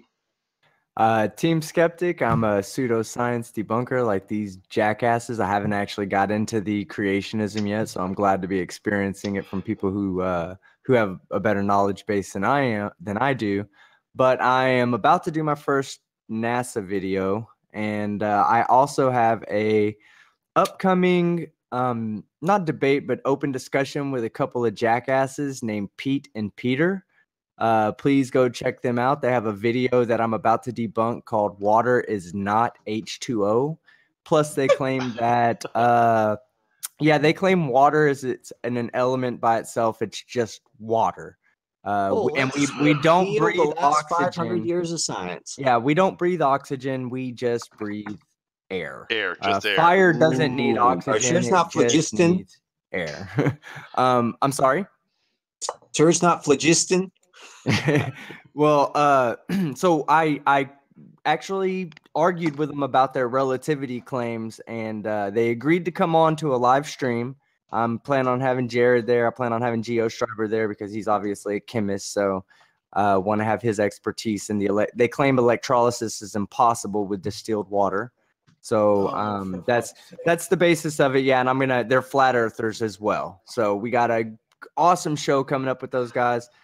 So that's why I'm awesome. You guys should come fucking check me out. Subscribe to my channel, Team Skeptic, and I'm out.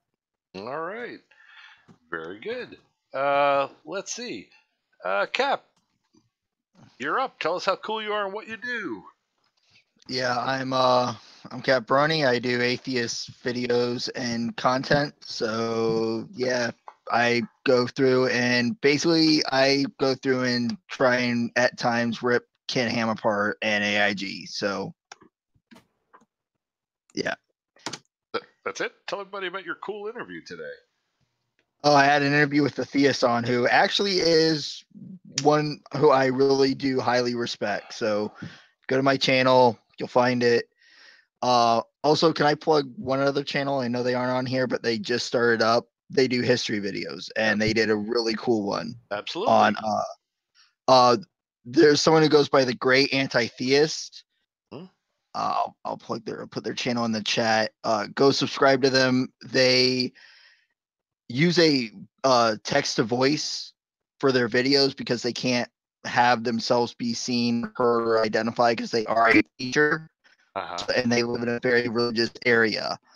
But they did one on Uluru that was absolutely fascinating. So go subscribe to them. They plan on doing all kinds of other stuff where they look at history of different things and the spiritual beliefs that other people hold and kind of what that is. So go check them out too. So that's it for me. I'm out of here. Sounds good, Cap. Thanks for joining us again. Yep. All right. Bye, Cap. Boot Cap. Cap, you're booted. Let's see if Hillel's still alive. Hillel, would you like to tell us how cool you are and what you do? Uh-oh. We killed Hillel! Oh my god, we killed Hill! You bastards! Alright. Let's see. Who do we got? Jared! Jared, how cool are you and what do you do? Well, cool is very subjective, but I actually, wonderful timing, just earlier tonight for those of us in the country that matters, started my own weekly show where it's essentially a bunch of veterans sitting at the bar talking.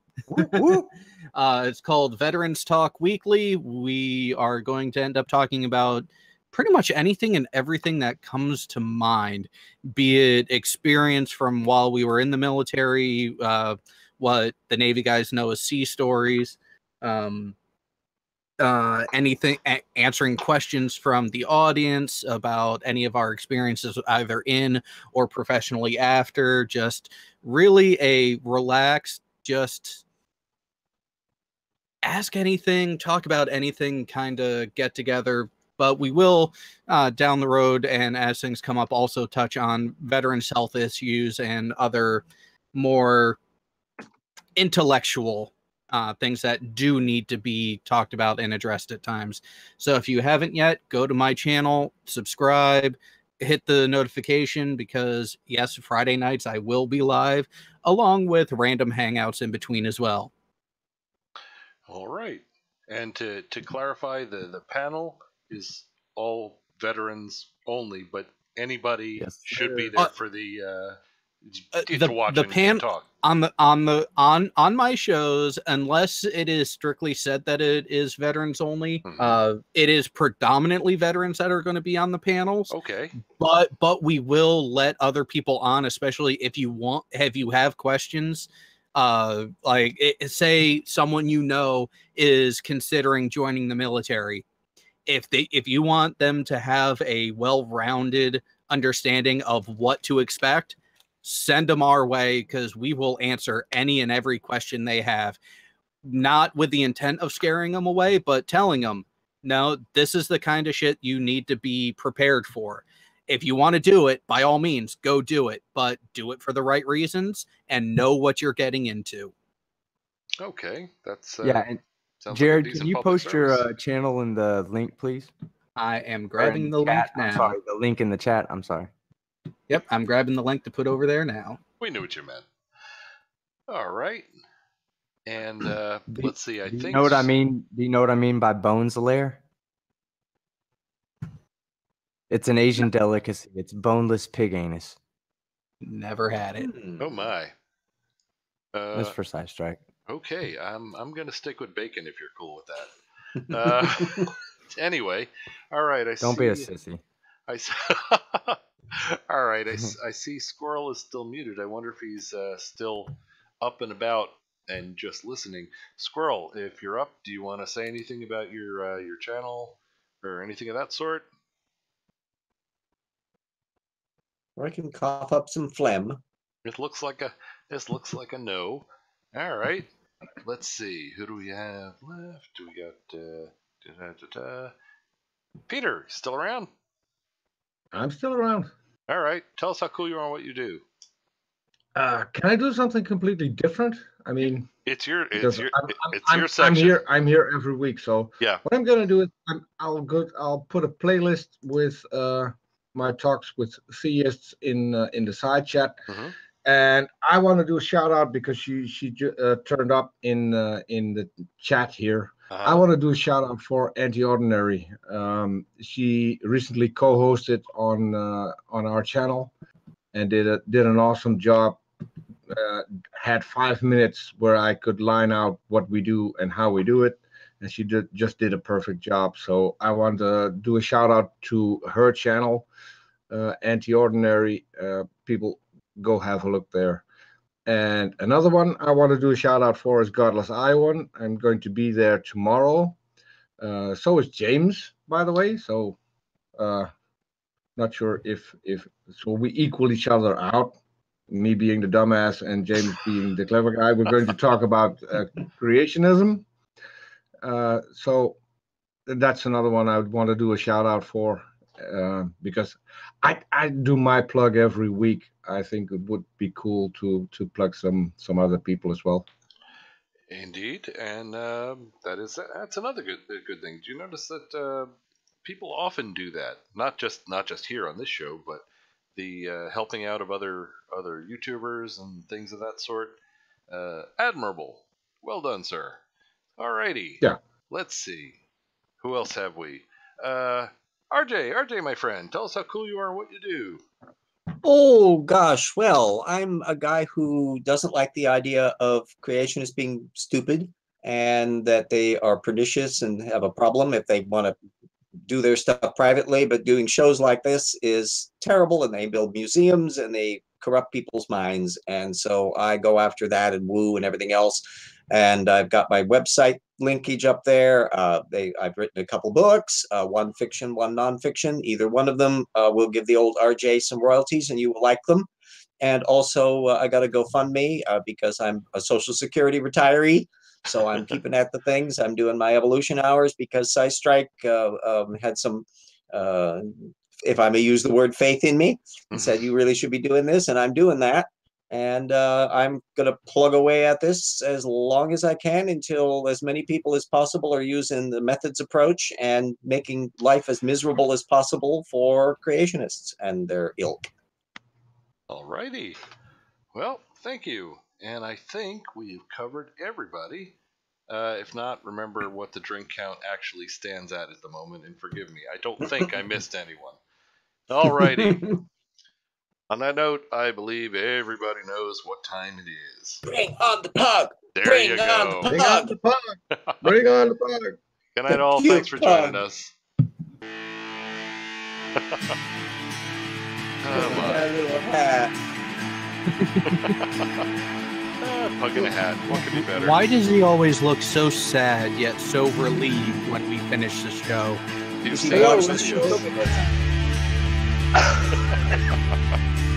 I think I can answer because he's closest to the stupid if you look at the screen. Yeah, he's sitting right there. This is true. This is true. Oh my.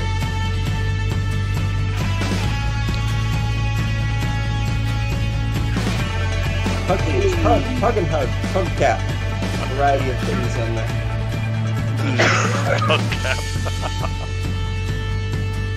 Hug a pug and then plug. Yeah, of course. Isn't that always the way? Oh, you are live, Rocco. Apparently, yes. Oh, jeez. I apologize you for missed the plug. Well, I apologize for missing the plug. And I am stupid. Really, just pummeled. Yeah. It is draining. I actually spent considerable amount of time in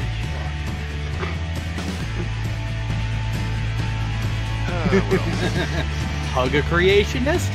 Only with a smallpox ticket. Oh, that's cruel, yes. Only with a smallpox. I want to hug them with the methods approach. It's much more painful. Hey, Mike. That's just rude. See, I don't have to worry about it because I've had the vaccine. Vaccines are the devil. No, actually, pretty much anybody that's ever been in the military has gotten that one. I knew you had Asperger's, Jared.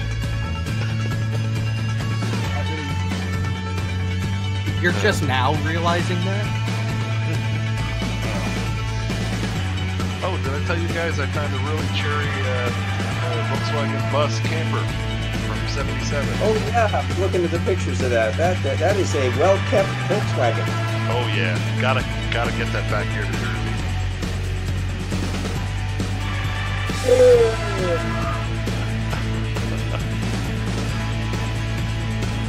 All right. By the way, Skeptic, and it was actually Jay Brown who sent me that link initially to that coffee cup. I will be ordering one. All right. Good night, all. Thanks for joining us. It's been fun. Bye all.